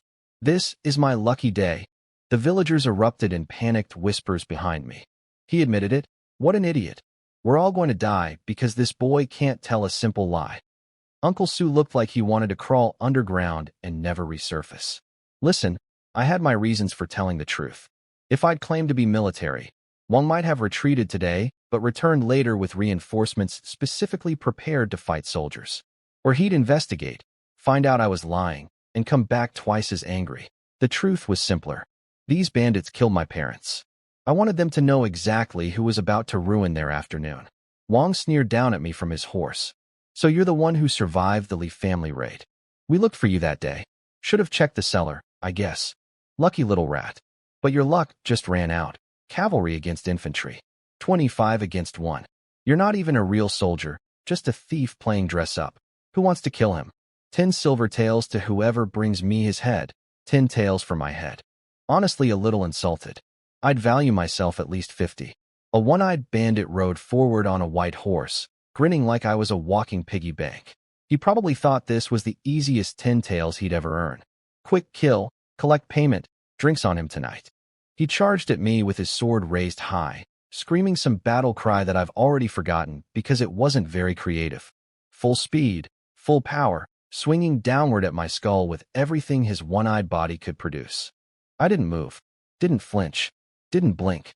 I planted my feet into the earth like tree roots, gripped my iron staff with both hands, and waited for exactly the right moment. His blade came down like a guillotine. I swung upward like a rocket. 176 pounds of solid iron met his sword at full velocity. The sound was like thunder cracking open the sky. His sword didn't just get knocked away. It basically teleported out of his hands. The vibration alone probably shattered every bone in his fingers. But the staff didn't stop at the sword. It continued straight into his chest with the unstoppable momentum of a freight train hitting a watermelon. Every single rib in his body broke simultaneously. His internal organs turned into soup. His chest caved inward like someone had pressed a bowling ball into wet clay. He flew off his horse, sailed through the air for a good 25 feet, hit the ground, and died before the dust settled. His chest looked like a crater on the moon. The entire village square went so quiet I could hear a butterfly thinking. Mountain bandits, villagers, horses, children, everyone just stared at the body, then slowly turned to look at me. Nobody moved. Nobody breathed. A one-hit kill. Steppe infantry versus mounted cavalry. The bandit was dead before his brain registered what happened. Wang's face cycled through about 15 emotions in 3 seconds. Shock, disbelief, fear, more fear, regret about his career choices, and what I can only describe as existential dread. But he was a bandit leader for a reason. Pride wouldn't let him retreat after one casualty. Fourth, fifth, everyone, rush him together. Kill this kid. 7 or 8 riders charged me simultaneously. Hooves pounding, swords flashing, dust billowing. A wall of horses and steel bearing down on one man with a big stick. I let the energy surge through every fiber of my being. My muscles hardened like iron cables. My vision sharpened. Time seemed to slow down just enough for me to see every attack coming like it was moving through honey. Number 4 came first, thrusting a spear at my throat like a striking snake. I didn't dodge backward. I charged forward, directly into the attack, and swung my staff horizontally into his spear shaft. The impact sounded like a cannon firing. His spear exploded out of his grip, his hands split open at the palms, and before he could process the pain, my staff was already coming down on his skull from above. One hit. Lights permanently out. He toppled off his horse like a sack of wet laundry. Number 5 attacked from my right side, slashing with his sword. I spun and blocked with the staff, sparks showering everywhere like a fireworks display. While he was still recovering from the rebound, I kicked his horse square in the belly. The horse reared up violently, throwing number 5 completely off balance. My staff caught him mid-stumble and launched him through the air like a human cannonball. He hit the ground and stopped moving forever. 3 elite bandits dead in under 30 seconds, all killed with a single hit each. My iron staff wasn't just a weapon. It was an extinction event shaped like a metal pole. Every swing carried enough force to demolish a brick wall, and human bodies are significantly squishier than brick walls. The remaining bandits suddenly looked a lot less enthusiastic about that tin-tail bounty. Funny how watching 3 colleagues get instantly deleted changes your perspective on risk-reward calculations. I stood in the center of the square, breathing steadily, staff resting on my shoulder, blood dripping from the iron onto the ground. 3 bodies scattered around me like discarded toys. My armor gleamed red in the afternoon sun. Come on, Wang. Send more. I'm just warming up. The remaining 5 or 6 bandits looked like they'd rather be literally anywhere else on the planet, but Wang was screaming at them to attack. So they surrounded me on horseback and came at me from every direction at once. Poor strategy. When you surround one guy, you also surround yourselves with each other's blind spots. Basic tactical mistake. I almost felt bad for them. Almost. Here's the beautiful thing about wearing armor and carrying a weapon that weighs more than most humans. Defense becomes optional. Their swords hit my armor and bounced off like rain hitting a rock. Sparks flew, metal clanged, and I felt approximately nothing. Meanwhile, my iron staff was operating on a very simple physics principle. 176 pounds of solid iron moving at high speed equals catastrophic damage to anything made of flesh and bone. One touch meant broken. One solid hit meant dead. These bandits couldn't get anywhere near me without entering the kill zone. I swept the staff horizontally and launched one bandit clean off his horse like a golf ball off a tee. He flew sideways through the air, trailing blood, and landed in a crumpled heap that wasn't getting up. I brought the staff down vertically on the next guy with the force of a falling piano. He and his horse both hit the ground so hard they created a small crater in the dirt. Another bandit tried stabbing me with a spear from behind. I spun, caught the spear shaft with the staff, snapped it like a chopstick, and then introduced the staff to his ribcage at maximum velocity. He departed his horse involuntarily and at considerable speed. Within minutes, every single one of them was on the ground, leaking various fluids, permanently retired from the banditry profession. And I'd been very careful with the horses throughout all of this. Horses are expensive and innocent. The riders were neither. I stood in the middle of the carnage, staff resting across my shoulders, armor painted red with other people's blood, breathing steadily. Around me lay the bodies of roughly 10 bandits. My body count for the afternoon was approaching double digits, and I hadn't taken a single scratch. The armor didn't even have dents, just scratches from swords that couldn't penetrate it, and the blood of men who'd learned too late that they'd picked the wrong village. The entire square was silent enough to hear grass growing. Every villager stood frozen with their mouths open. Nobody had ever seen anything like this. One man against mounted cavalry, outnumbered 10 to 1, and the one man was the only person still standing. Even real armored soldiers couldn't have done what I just did. This wasn't normal combat prowess. This was something from a legend. Then the silence broke like a dam bursting. The villagers erupted. Did you see that? We're saved. We're actually saved. How did we not know the Lee Kid was this powerful? Forget Sweet Potato. I should be militia captain. Uncle Sue was staring at me like he'd just watched his neighbor's cat transform into a tiger. His brain was clearly struggling to reconcile the skinny orphan boy he'd given a wife to 2 weeks ago with the blood-soaked war machine standing before him now. I could practically see the error messages scrolling behind his eyes. Sweet Potato and the surviving militia members were looking at me with pure religious devotion. The same Sweet Potato who'd watched me kill Kong Zhan, who'd seen my dark side and feared me. Now he was gazing at me like I was the second coming of the god of war. Fear had evolved into worship. Funny how saving someone's village does that. Wang the Savage, still sitting on his horse with about 15 remaining riders, was trying very hard not to show how terrified he was. He'd just watched me annihilate over half his raiding party single-handedly. But he couldn't show weakness in front of his men, so he switched to Plan B, recruitment. Haha, brother, incredible skills. You're wasting your talent in this tiny village. You've stolen government armor, so you're already a wanted man. Come join Clearwind Fortress. I'll personally recommend you as our 4th boss. Women, wine, meat, everything you could want. Translation: come back to our mountain base where we outnumber you 100 to 1 and can kill you in your sleep whenever we feel like it. Did he think I was born yesterday? Well, technically in this body I was about 2 weeks old, but still. The villagers panicked immediately. Don't go, Li Kai. Remember what they did to your parents, as if I needed reminding. My parents' murder was literally my primary motivation for standing here, covered in bandit blood. I shut them up with one look. One cold, don't tell me what to do look that made 100 people simultaneously decide silence was the better option. Then I pointed my staff directly at Wang's face. You murdered my parents. If I joined you, I'd be lower than an animal. Today, every single one of you dies. No exceptions. Wang's friendly mask crumbled instantly. His face twisted with rage. You think I'm afraid of you? I didn't become 3rd boss by being soft. Everyone charge. Kill him. The remaining riders formed a fan shape and thundered toward me. 15 horses, 15 weapons, 1 target. The ground shook with hoofbeats. Dust clouds rose like smoke from a battlefield. I charged directly into the center of them like a bowling ball aimed at the pins. First contact. My staff caught a bandit so perfectly it launched him and his horse sideways through the air. They hit the ground and didn't move. I carved through the formation like a hot knife through butter, swinging in every direction. Bandits flew left, flew right, flew up. The iron staff was a tornado of death, each revolution claiming another victim. Wang tried to sneak attack me from the side while I was busy demolishing his men. Coward's move. His sword hit my staff, and the impact literally snapped his blade in half. The broken sword spun away uselessly while I kicked his horse in the stomach. The horse reared, Wang tumbled off, and I was on him before he hit the ground.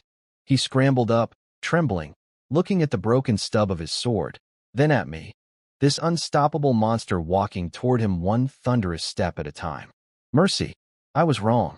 Please spare me. He dropped to his knees, forehead smashing against the dirt. I stopped right in front of him and looked down.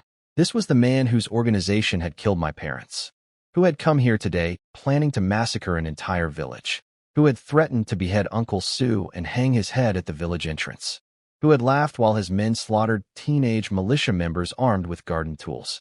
When your people killed my parents, did anyone show them mercy? Today is where your story ends. I raised the staff high above my head. 176 pounds of iron gleaming in the sunlight, casting a shadow over Wang's kneeling body like the hand of judgment itself. No, please. The staff came down. Wang the Savage's head ceased to exist as a recognizable structure, just a red mess on the ground where a skull used to be. His body collapsed sideways like a puppet with cut strings, twitched once, and went still. Silence. Again. The special kind of silence that follows something so violent and final that the universe itself needs a moment to process what just happened. Even the horses had stopped moving. Even the wind had paused. I stood there, staff dripping, surrounded by the ruins of an entire bandit raiding party. 25 came. 0 were leaving. Out of 25 bandits who rode into Cow Village like they owned the place, only 8 were still breathing. And those 8 were doing the smartest thing they'd done all day.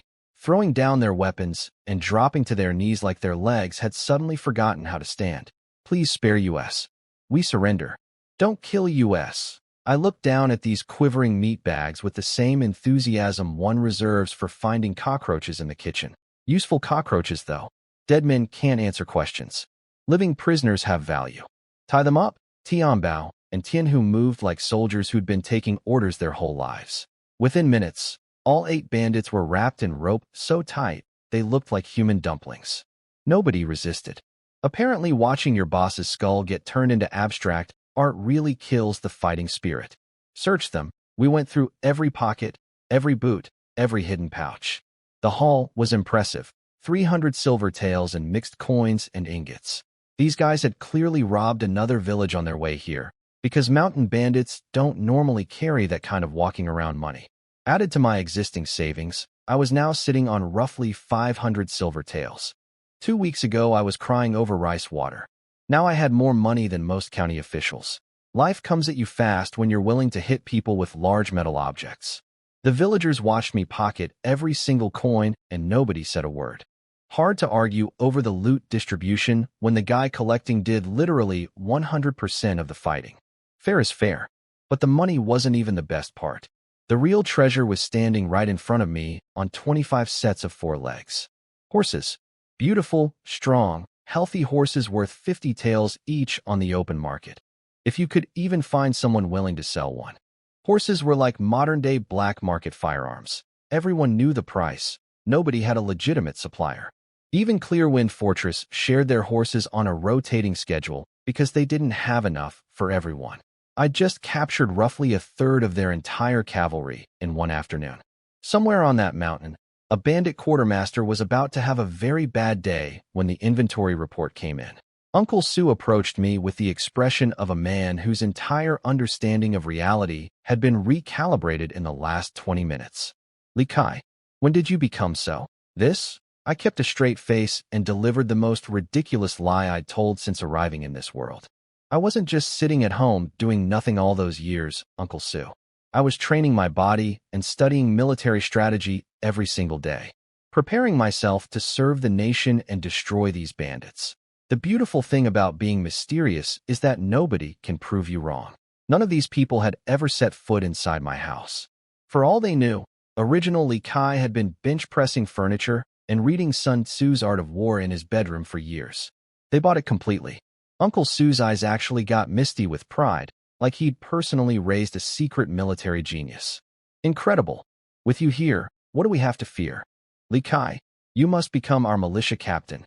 Please. The crowd immediately turned into an enthusiastic focus group. Yes, he knows military strategy. He killed the 3rd boss with 1 hit. Make him captain. Everyone was suddenly my biggest fan. Funny how that works. 2 weeks ago, half these people thought I was a useless idiot. Now they were ready to elect me village president. But I wasn't going to make it easy. I needed leverage, not charity. Why should I? Clearwind Fortress promised to massacre any village that forms a militia. Right now, they don't know you have one. You could disband and pretend this never happened. But if I become captain and they find out, I'm target number one. The crowd went quiet. They hadn't thought about it from MY perspective. They wanted protection, but hadn't considered what it cost the protector. An elderly man with white hair hobbled forward on a walking stick, eyes watering. Please, young man. We've lived here for generations. These bandits have taken everything from us. Without you, we're finished. A young mother dropped to her knees, clutching her baby, tears streaming down her face. My husband disappeared after the bandits took him. It's just me and my child now. You're the only one who can keep us safe. Please. The baby started crying. Of course it did. Maximum emotional damage. If this was a manipulation tactic, it was working brilliantly. If it was genuine, it was even more effective. Uncle Su stepped forward with his hands clasped. The whole village is behind you, Li Kai. Rich families contribute money. Strong families contribute labor. You won't face this alone. Just give us a chance to survive. Perfect. That was exactly the sentence I'd been waiting for. Public commitment of resources, witnessed by the entire village. No takebacks. I pretended to think it over for a dramatic beat, then laid out my terms. Fine. I'll be your militia captain, but I have conditions. First, every militia member's food, clothing, and housing is covered by the village. No salary required, but nobody goes hungry or cold. Period. Easy sell. Feeding a few dozen guys was nothing compared to losing half your grain to bandits every few months. Uncle Su nodded immediately. Second, I train the militia my way. Nobody questions my methods. Nobody interferes. And I need the houses next to mine cleared out and converted into a training compound. Uncle Su hesitated. Those houses had people living in them. But he looked at the pile of dead bandits behind me, then at the traumatized villagers around him, and made the only rational decision available. Done. I'll handle it personally. I nodded and turned to my new recruits. The original militia had 18 members. 8 were killed in the fighting. 10 survivors stood before me now, including Sweet Potato, who was still picking dirt out of his teeth from that spectacular faceplant earlier. These 10 men looked at me with a mixture of fear, hope, and desperate eagerness. They'd seen what real combat looked like today. They'd watched their friends die holding garden tools against cavalry swords. And they'd watched one man with proper training and proper equipment single-handedly destroy an entire raiding party. They wanted to be that man, or at least in the same zip code as that man. But wanting isn't enough. I needed to know they had the stomach for what comes next. Soldiers who can't kill when it matters are just targets wearing team uniforms. I gestured toward the 8 bound bandits kneeling in the dirt. 8 men who'd spent years robbing, killing, and terrorizing innocent villagers. 8 men whose organization had murdered my parents. See those 8? Anyone who wants to follow me needs to prove something first. Pick up a sword, walk over there, and finish one of them. Do that, and you're in. 10 faces went pale simultaneously. Welcome to the Li Kai Militia Recruitment Program. The entrance exam is pass-fail, and the test is unforgettable. Listen up, there are only 8 bandits and 10 of you. That means 2 of you don't make the cut. First come, first served. Begin. I stepped back, crossed my arms, and watched. This was the real test. Any fool can hold a pitchfork and call himself a soldier. But a soldier who can't kill when the moment demands it is just a liability wearing team colors. I needed killers. Or at least people willing to become killers when the situation required it. 10 young men stood before me, most of them barely old enough to grow facial hair, staring at 8 bound bandits like I'd asked them to swallow live scorpions. These kids had never killed anything bigger than a chicken. Some of them had never even killed a chicken. Asking them to execute a human being was like asking a house cat to hunt a wolf. Theoretically possible, practically terrifying. But a few of them had an advantage the others didn't. They'd already been through my unofficial murder orientation program back at Kong Jun's farewell party. Those guys had blood on their hands already. The psychological barrier was cracked. They just needed one more push to break through completely. Sweet Potato moved first. I could see the internal war happening behind his eyes. He'd been militia captain for approximately 1 disastrous afternoon. He'd charged a mounted bandit with a garden hoe and eaten a faceful of dirt in front of the entire village. He'd become a punchline, the village joke. And now here was his chance to prove he wasn't completely useless. He grabbed a sword with both hands, set his jaw, squeezed his eyes shut, and screamed like a man jumping off a cliff into cold water. One swing. one head rolling across the ground like a dropped melon. Half the crowd immediately started vomiting. Several children screamed. One grandmother fainted. It was not a graceful moment for anyone involved, including Sweet Potato, who looked like he might join the vomiting club himself. But he'd done it. He was in. Second up was a guy called Zhuang, big strong, basically. He gripped his spear so hard his knuckles turned white, remembered the night bandits ransacked his family home and the look of absolute despair in his parents' eyes, and charged forward with a battle cry that was equal parts fury and terror. The spear went straight through a bandit's chest. Clean kill. Zhuang stood there afterward with blood splattered on his face, breathing like a marathon runner, processing a cocktail of emotions that included horror, relief, and something dangerously close to satisfaction. Third was a timid kid named Fu, who I'd honestly expected to chicken out. His hands were shaking so badly the sword looked like it was vibrating. Sweat was pouring off his forehead like a broken faucet. But then something clicked behind his eyes. Maybe he remembered bandits burning someone's house. Maybe he just decided being a coward was worse than being a killer, and he lunged forward with a wild slash that caught a bandit's arm. Not a clean kill. Messy. Required a follow-up strike. Fu finished the job, then collapsed sideways and threw up everything he'd eaten that day. But he'd passed. Ugly passes still count. The momentum carried the next few recruits forward. One by one, with varying degrees of reluctance, screaming, crying, and vomiting, they each stepped up and did what needed doing. It was the ugliest, most emotionally traumatic recruitment process in military history, but it worked. Finally, only 2 bandits remained alive, and 2 militia members hadn't moved. Shunzi and Xuanzi. Their names didn't matter because they'd already failed. Shunzi's lips were trembling so hard, he couldn't form words. Xuanzi had literally dropped his weapon on the ground and was staring at me with begging puppy eyes, silently praying I'd say, "Just kidding." I wasn't kidding. Time's up. If you didn't swing, you don't qualify. I didn't even look at them again. They slunk away into the crowd and disappeared, probably to rethink every life decision that had led them to this moment. All militia members knocked down the walls between the houses across from mine. Starting today, that's your barracks. You sleep there, eat there, and train there. Nobody leaves the village without my permission. They scrambled to obey like their lives depended on it, which, given what they'd just witnessed, they probably believed was literally true. The captured horses were moved into the compound. 25 beautiful, strong horses now belonged to me. The villagers would keep their mouths shut about everything that happened today. The stolen armor, the dead bandits, all of it.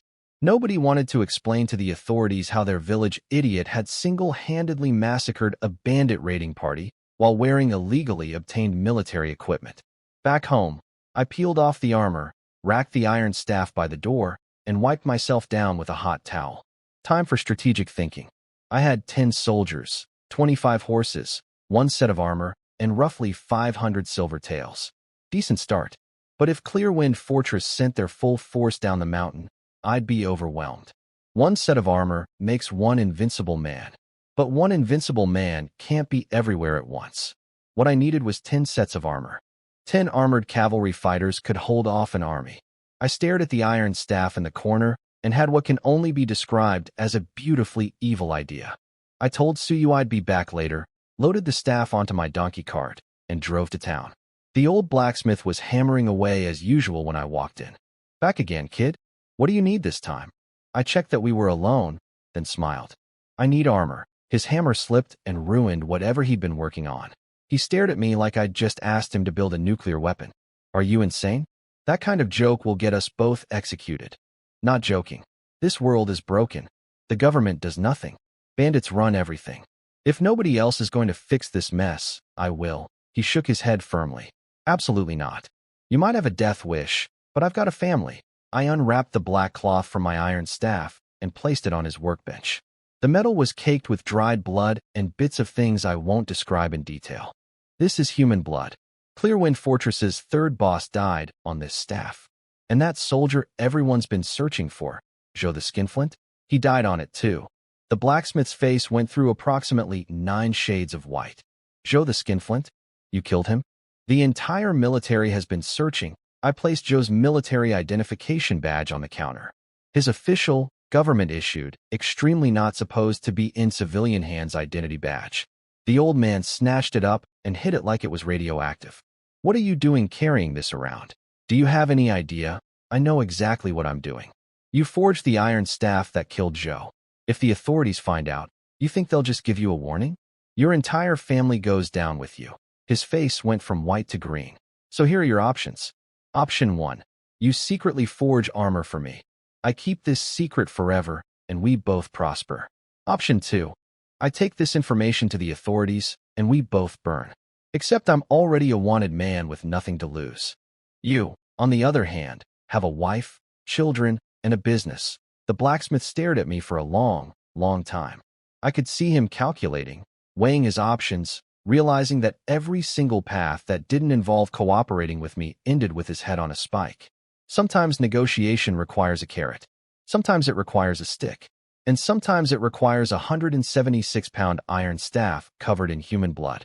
Look, I know threatening an innocent blacksmith with false evidence and implied execution of his entire family isn't exactly a hero move. If this were a movie, this would be the scene where the audience starts questioning whether I'm actually the good guy.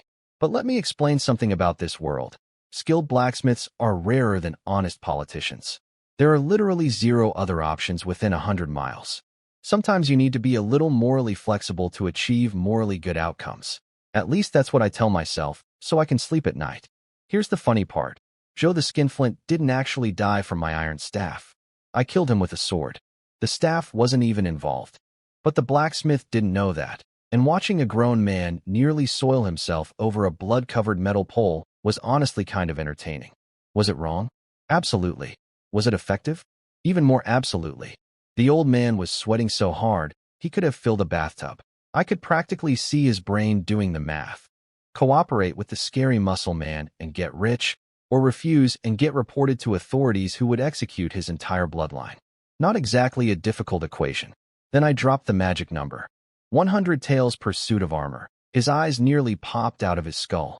100 taels was roughly 10 years of income for a normal person. Manufacturing cost for armor was maybe 30 or 40 taels, meaning he'd pocket 60 taels of pure profit per set. That's the kind of money that makes ethical concerns evaporate like morning dew. Fine, I'll do it. How many? 10 sets. Skip the decorative garbage. I need functional protection, not fashion. Fast as possible, I dumped my entire savings on his workbench. 500 silver taels, gleaming in the lamplight. His hands were literally trembling as he counted it. The man had been hammering metal his entire life and had never seen this much money in one place. I promised another 500 upon completion. 1,000 taels total. For a blacksmith in a backwater county, that was lottery winner money. He swept those coins into a chest so fast you'd think they might disappear. Deal. I'll send word when they're ready. Phase 1 of Operation Build an Army, complete. Now for Phase 2, getting obscenely rich. Hunting was fine for pocket money, but feeding and equipping a growing militia required serious cash flow. I needed a business. And thanks to my previous life's obsession with watching What Would You Do If You Were Reborn in Ancient Times videos on social media, I had the perfect product in mind. Salt. Specifically, refined salt. In this dynasty, salt technology was embarrassingly primitive. Everyone ate coarse salt. Chunky, bitter, full of impurities that tasted like licking a dirty rock.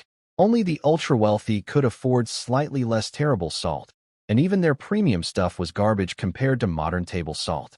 If I could produce truly refined salt, I'd have a product that every rich person in the region would kill for. I bought 10 pounds of coarse salt from the market with my remaining pocket change and hauled it home on my donkey cart. Back at the village, Sweet Potato and the militia boys were drilling the Black Dragon 18 hands in the training yard, looking slightly less terrible than yesterday. Progress. I'd also assigned them to build arrow towers at strategic points around the village and dig trap trenches along every road leading in. Clearwind Fortress had just lost their 3rd boss and 25 men. They weren't going to take that quietly. When they came for revenge, I wanted them riding straight into a nightmare. But that was their project. Mine involved chemistry. I locked myself in a small room with my coarse salt, an iron pot, some clay jars, and basic filtering equipment. Time to become a medieval chemist. Step 1. Dissolve the coarse salt in water. Easy enough. Step 2. Heat limestone over charcoal until it becomes quicklime. Step 3. Add water to make lime milk. Step 4. Mix the lime solution into the salt water. This causes impurities to clump together and float to the surface like tiny, disgusting icebergs. Filter those out through cloth. Step 5 was the clever part. Leave the filtered salt water exposed to air. Carbon dioxide naturally dissolves into the water and reacts with remaining impurities, causing them to precipitate out. Filter again. Now you have much cleaner salt water, but we're not done. Step 6. Distillation. I poured the purified salt water into a clean iron pot over steady charcoal heat, placed an inverted lid on top with a collection bowl underneath, and sealed the edges with wet cloth. As the water heated, steam rose, hit the cool lid, condensed into droplets, and dripped down into the collection bowl. Pure water carrying only dissolved salt. Zero impurities. Zero bitter minerals. Zero weird aftertaste. I sat there for hours watching water droplets slowly form and fall, adjusting the fire, monitoring the temperature, fighting the urge to rush the process. The room smelled like a beach had been set on fire. Sweat dripped off my nose into the charcoal and sizzled. My back ached from hunching over the equipment. Chemistry is surprisingly physical labor. Finally, I took the distilled salt water, poured it back into the pot, and boiled off the remaining water.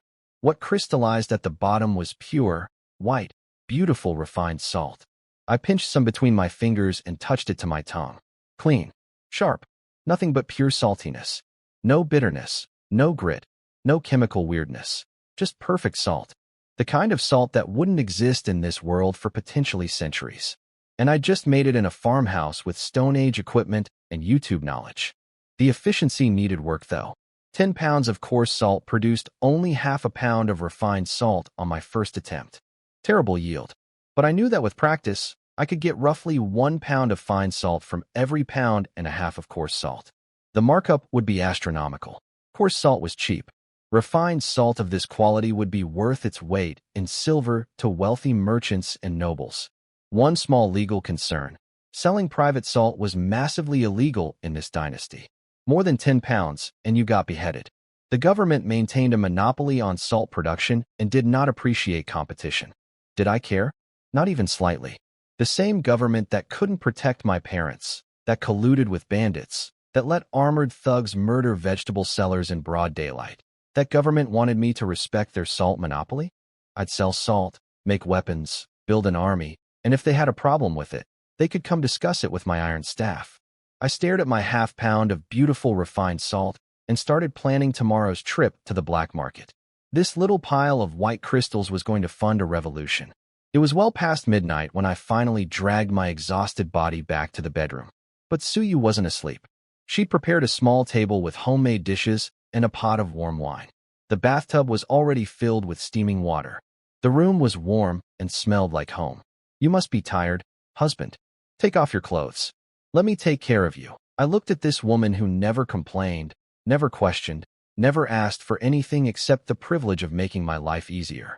She'd gone from starving refugee to the wife of the most dangerous man in the county, and her only concern was whether my bath water was hot enough. I really don't deserve this woman, but I'm keeping her anyway. Having a wife like Suyu makes a man want to conquer the world just so he can lay it at her feet.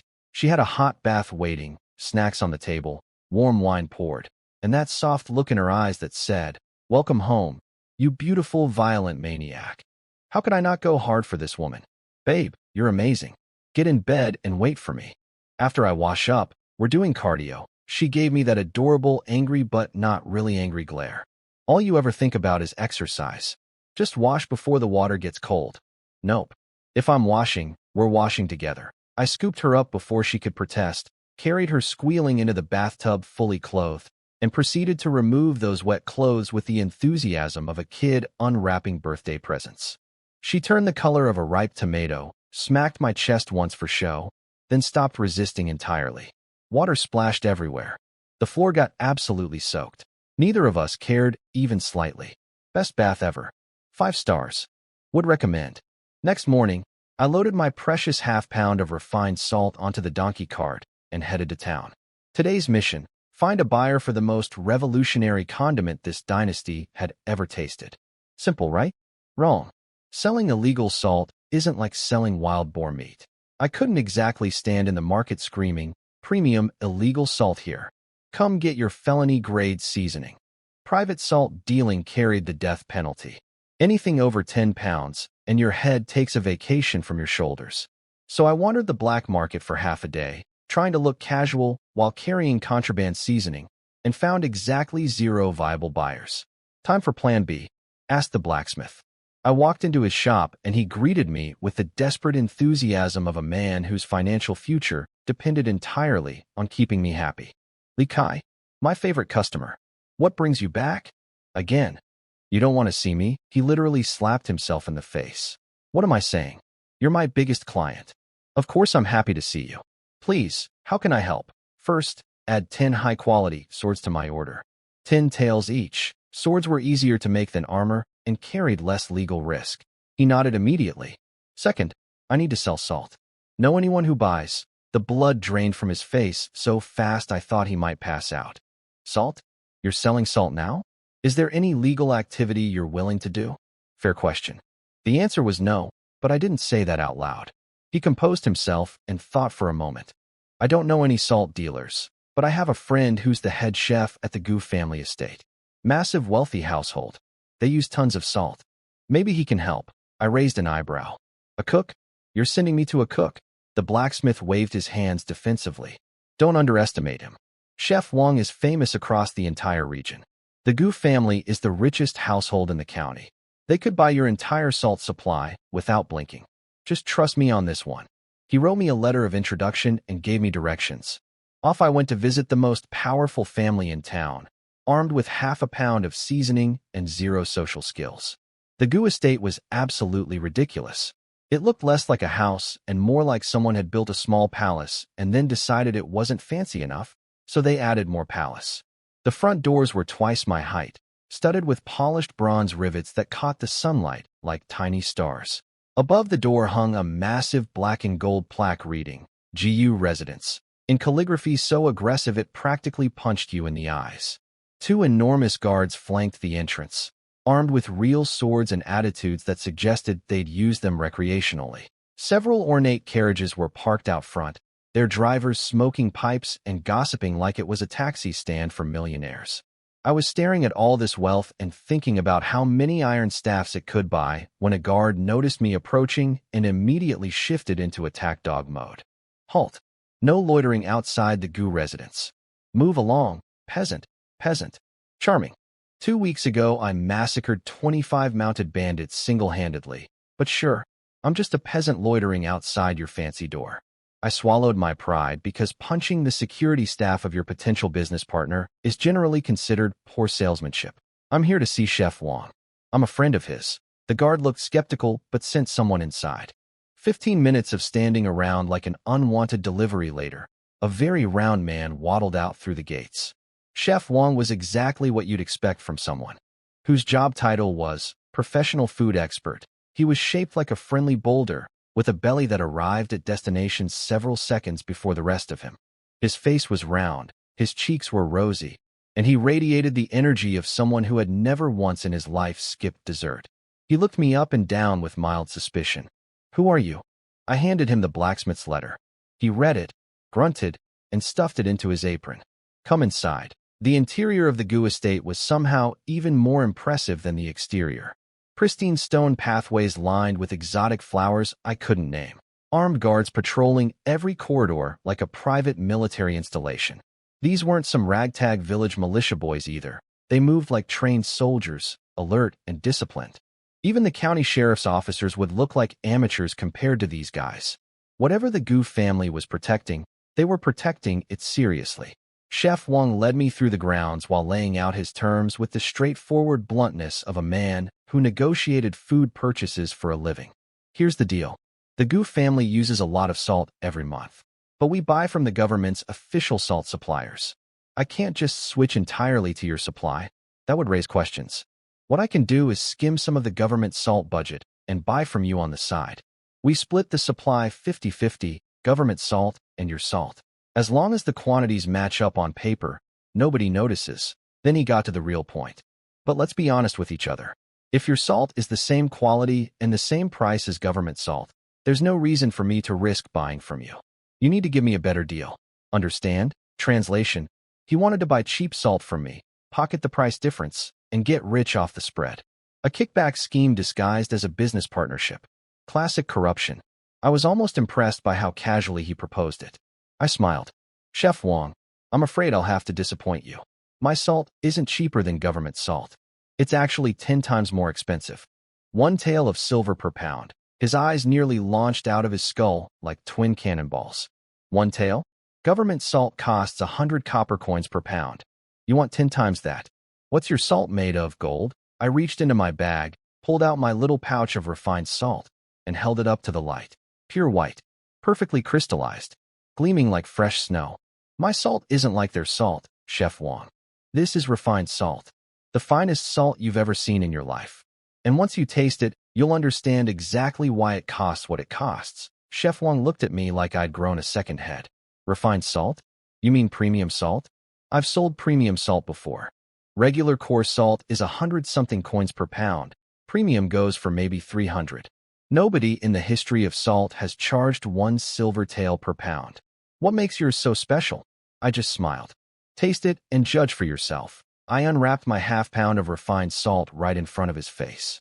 The moment he saw it, his professional chef instincts kicked in and his eyeballs practically doubled in size.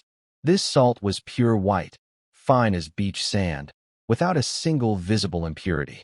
It looked like snow that had been ground into powder by angels. Nothing like the chunky gray rocks that passed for premium salt in this dynasty. He pinched some between his chubby fingers and touched it to his tongue.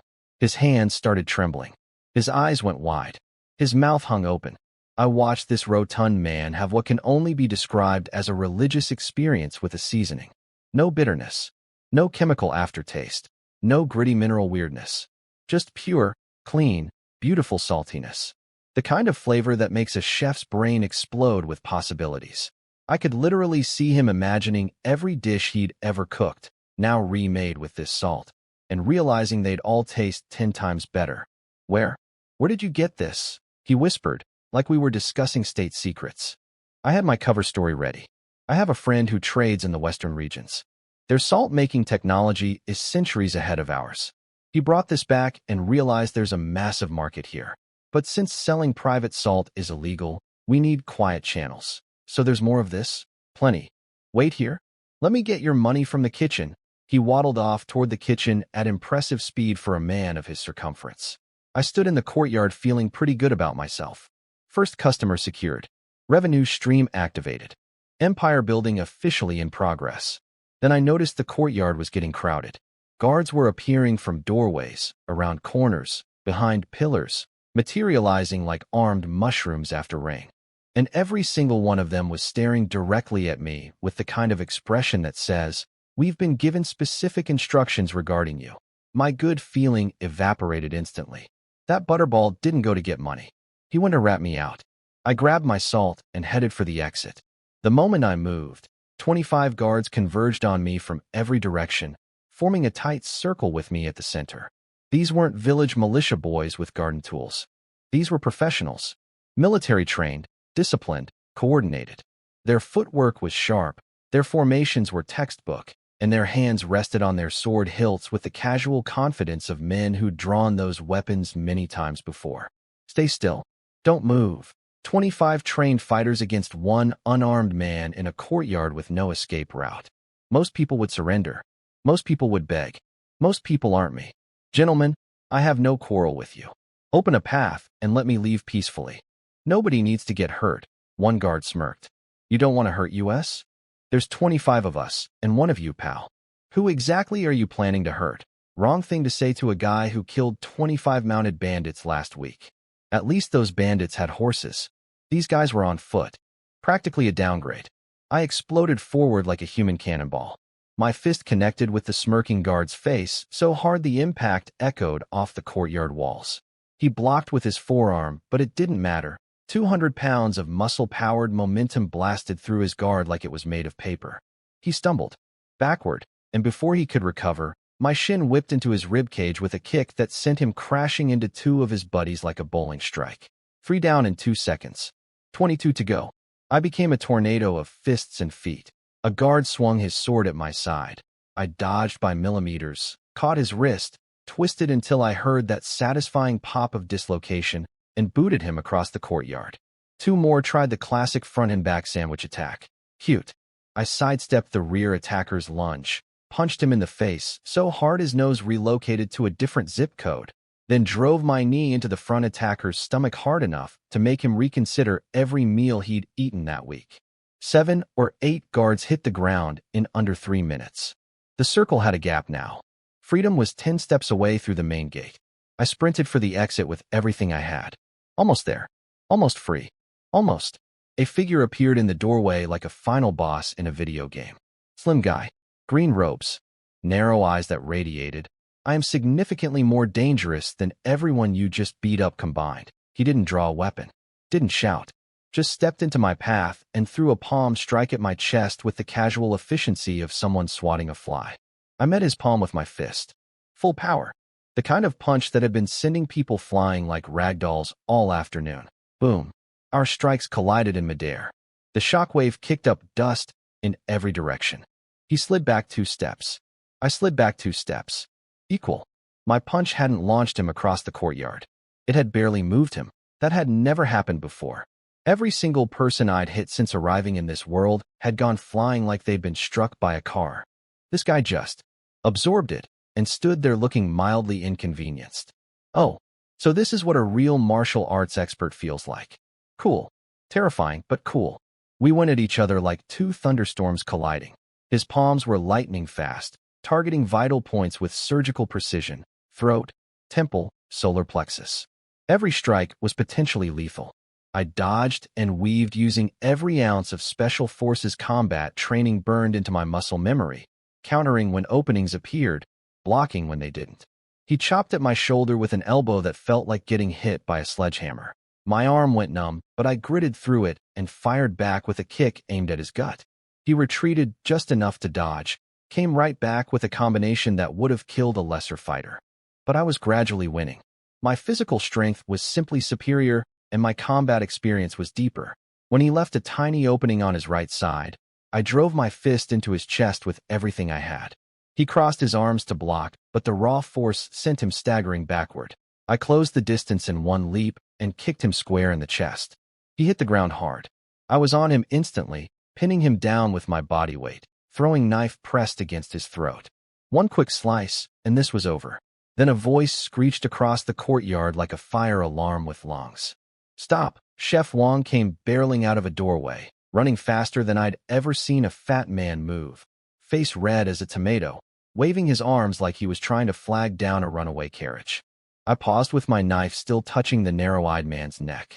This had better be one spectacular explanation, Chef Wong.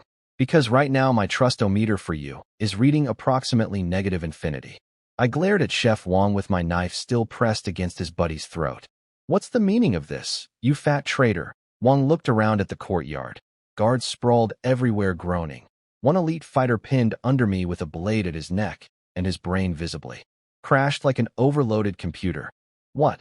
What happened out here? Before I could explain that his brilliant plan to ambush me had gone spectacularly wrong, a woman's voice cut through the chaos like a silk-wrapped razor. I told you to keep him here like a guest. Is this how you treat guests? She stepped out from the main building, and the world got prettier. I recognized her immediately, the gorgeous ice queen from the pharmacy who'd bought my Lingji mushroom at triple price. The one with bodyguards scarier than most armies and an attitude colder than winter in Siberia. Turns out she owned this entire palace-sized compound. Her name was Gulinger, and apparently, she was the Gu family. She surveyed the destruction I'd caused with an expression of genuine surprise. Over 20 elite guards, hand-picked military veterans selected specifically to protect her, and I dismantled 7 or 8 of them without getting scratched. But what really seemed to rattle her was the narrow-eyed man currently enjoying my knee on his chest. Apparently this guy, Zhou Bo, was her father's former right-hand man, a legendary fighter that enemy armies had nicknamed God of Death. Supposedly once fought his way out of an entire military encirclement carrying her father on his back. And I'd had him pinned with a knife at his throat in under 2 minutes. Her expression said everything. Who is this guy? You again? She said, recognizing me. I stood up and let Zhou breathe. Small world. You're the one who overpaid for my mushroom. Your fighting skills are extraordinary. Military background? I shook my head. Bodyguard agency? Another shake. She waited for me to elaborate. I didn't. Let a woman wonder. Then she made her pitch. Come work for me as a personal guard. 20 silver taels per month. 20 taels monthly was an absurd salary. Most people didn't earn that in an entire year. For a bodyguard position, it was practically royal compensation. Any normal person would have dropped to their knees and accepted before she finished the sentence. Not interested. I came here to sell salt, not my services. You buying or not? Because if not, kindly let me leave before your hospitality kills someone. She raised an eyebrow, clearly not accustomed to being rejected, and waved for the salt. Chef Wang practically sprinted over with my sample, presenting it to her like a sacred offering. She tasted it delicately, and I watched the same transformation I'd seen in Wang's face. Her eyes widened. Her composure cracked just slightly. Even ice queens have taste buds. Remarkable quality, she said, regaining her businesswoman mask almost immediately. Price, 1 tael per pound. Done. But exclusively to me. I'm your only customer. I frowned. Your household is big, but people don't eat that much salt. If I sell only to you, I'll starve waiting for orders. She shook her head with the patient smile of someone who's already calculated every angle. You misunderstand. I don't want this for my kitchen. I want all of it. Every pound you can produce. I'll sell it to wealthy families and government officials at 10 taels per pound. You supply, I distribute. Exclusive partnership. Now that was interesting. She wanted to be my dealer. I make the product at 1 tael. She marks it up to 10 and handles all the dangerous sales work through her network of connections. I stay anonymous. She takes the risk of dealing with customers. The markup was enormous, but so was her risk, and more importantly, her reach. I couldn't walk into some nobleman's mansion and pitch luxury salt. She could. She probably had half the county's elite on speed dial. Isn't selling private salt punishable by death? I asked, testing her commitment. Her smile turned sharp. For ordinary people, yes. But in this county, who would dare execute a coup? Fair point. When your family's personal security force could defeat most military units, and the county magistrate waits outside your door for appointments, legal consequences become more of a suggestion than a rule. She explained her real motivation without saying it directly, but I could read between the lines. Her father held some important position that was currently under political threat. She needed money, massive amounts of it, as insurance. The kind of fortune that could buy protection, influence, or if everything went sideways, fund an armed resistance. She wasn't just a rich girl playing merchant. She was building a war chest that made her both more useful and more dangerous as a partner. Perfect. Deal, I said, but I need advance payment.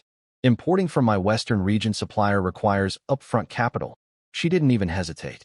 How does 1,000 silver taels sound? 1,000 taels. She said it the way normal people say, pass the soy sauce. Wang appeared carrying a heavy chest and popped it open.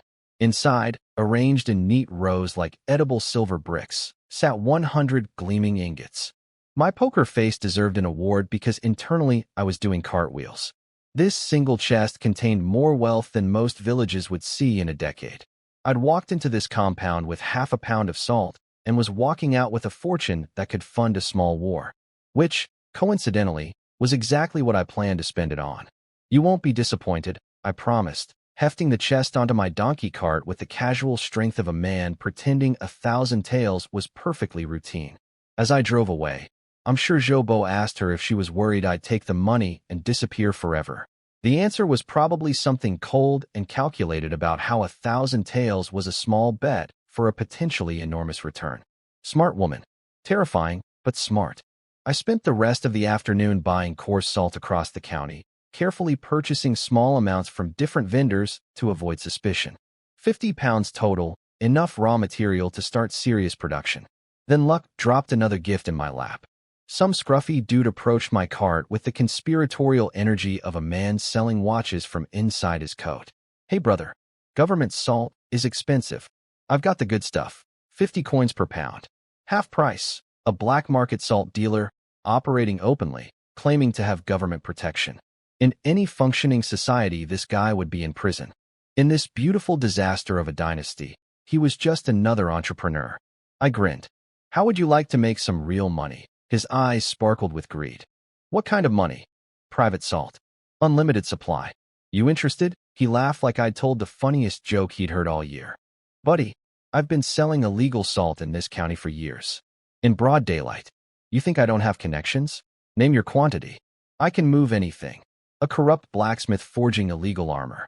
A wealthy heiress distributing luxury contraband. A black market salt runner with government connections. And me, a reincarnated special forces soldier pretending to import seasoning from the western regions while actually cooking it in my farmhouse kitchen. This criminal empire was really coming together nicely. Zhang San was my kind of businessman.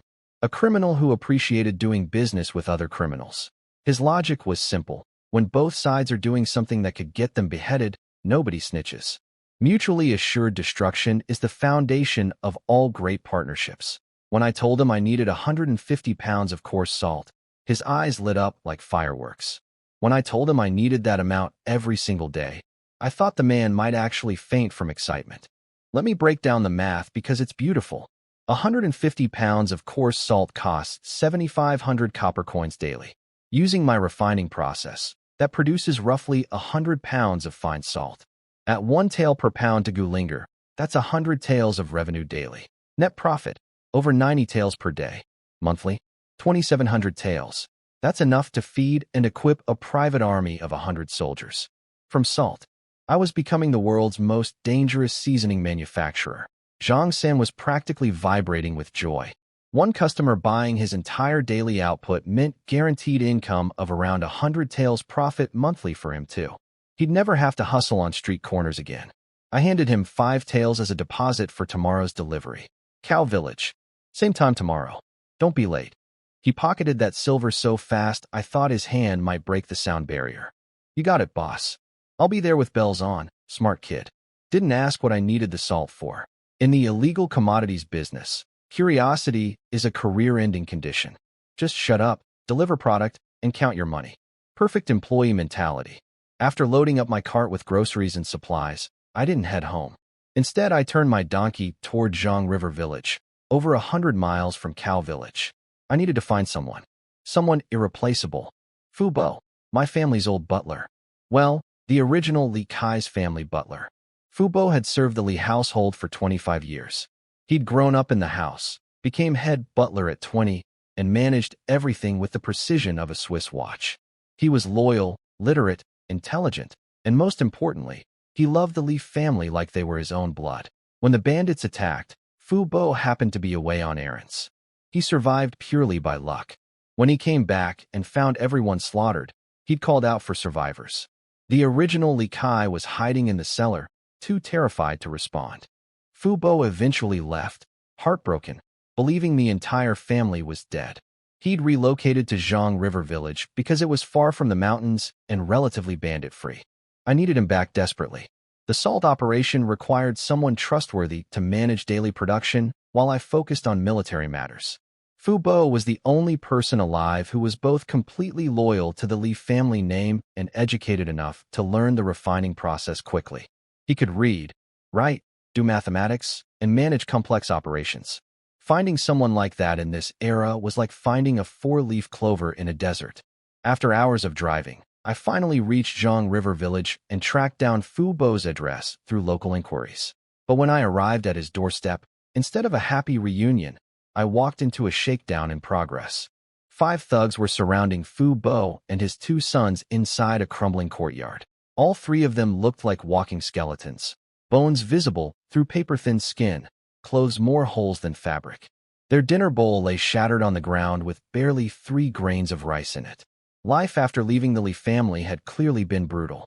The head thug, a piece of work named Zhang Hong, was the village bully. He'd tricked Fu Bo into signing a rental contract with hidden terms, changing 300 coins per month to 300 coins per day. That's 9 taels monthly for a shack that wasn't worth 9 copper coins. Fu Bo and his 2 boys earned maybe 1 tael monthly doing manual labor. Every penny they made got stolen by this parasite who showed up daily demanding payment. Fu Bo was on his knees begging. We've given you everything we have. Please, just let us go. Zhang Heng raised a wooden club over Fu Bo's knee. No money? Let me break your legs and see if that motivates you. I was through the gate before the club came down. My foot connected with Zhang Heng's spine like a battering ram hitting a door.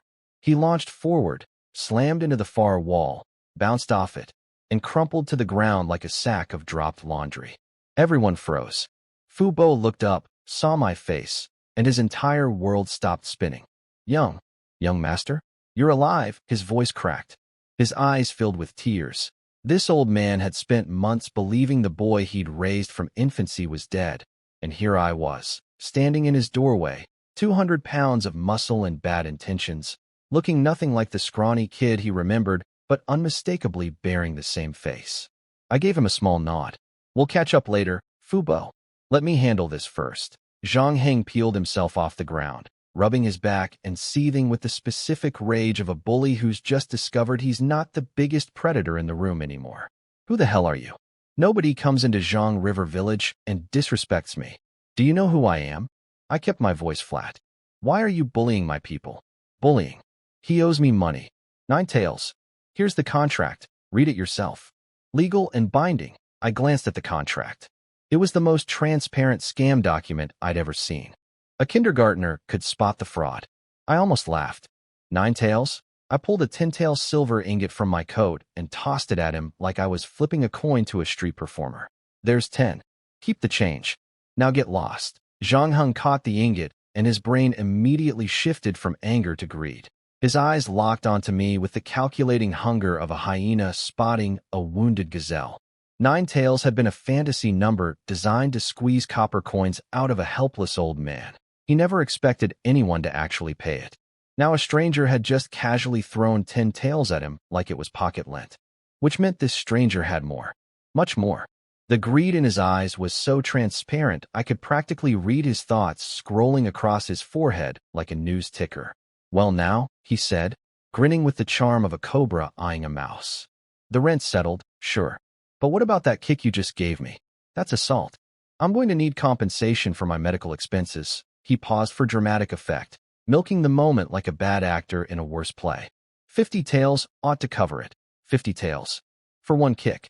This man had just watched me launch him into a wall from 15 feet away, and his immediate response was to try extorting me for more money. The sheer audacity was almost impressive. Almost.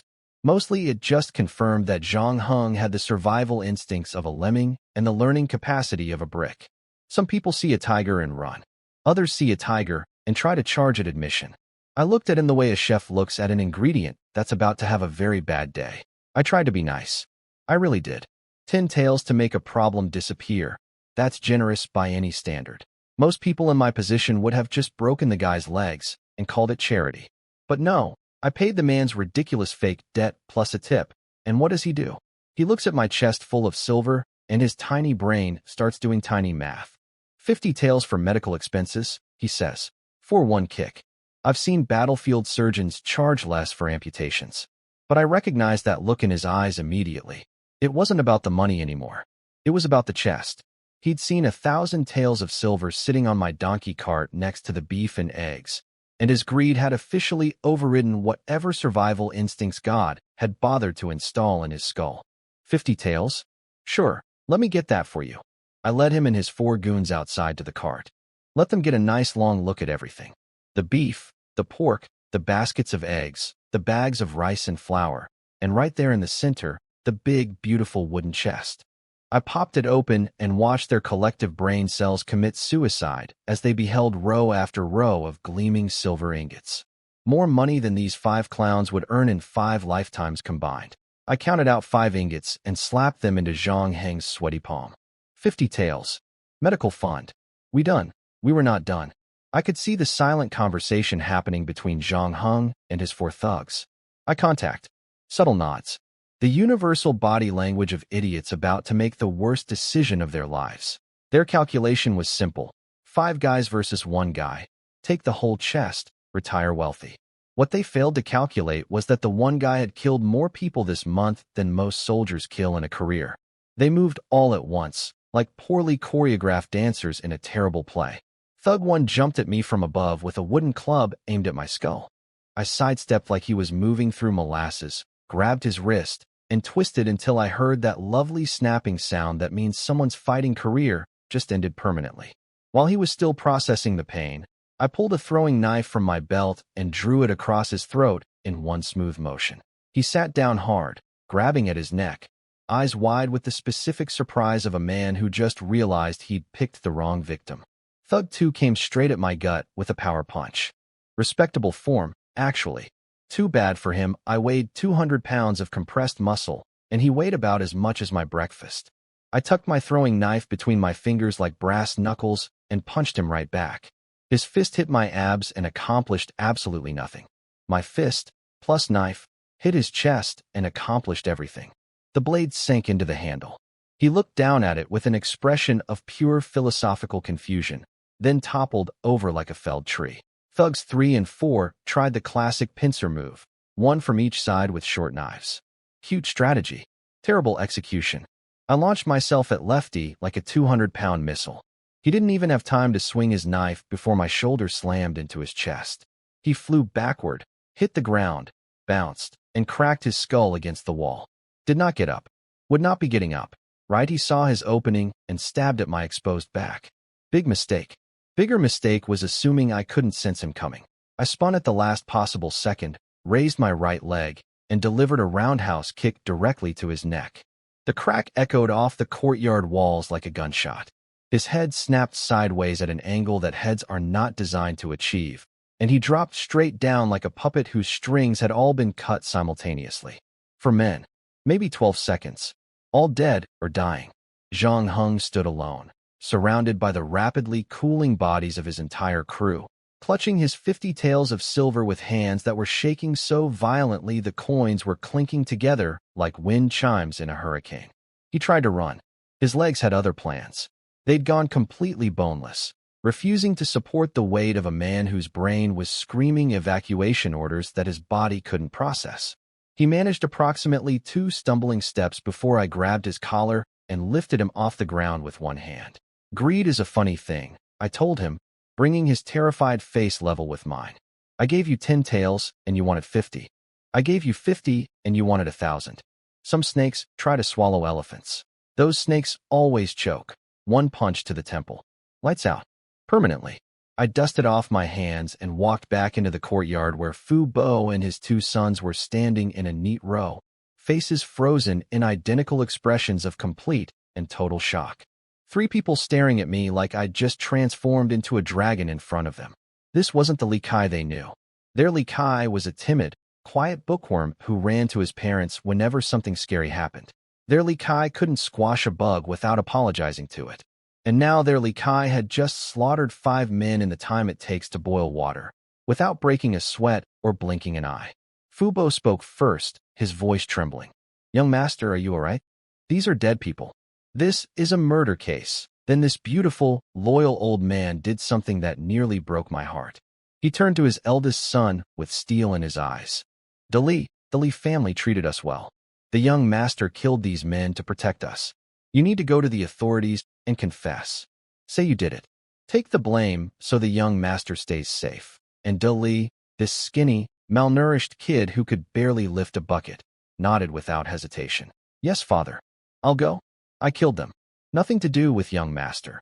These people were ready to sacrifice themselves for me based on loyalty to a family that technically no longer existed."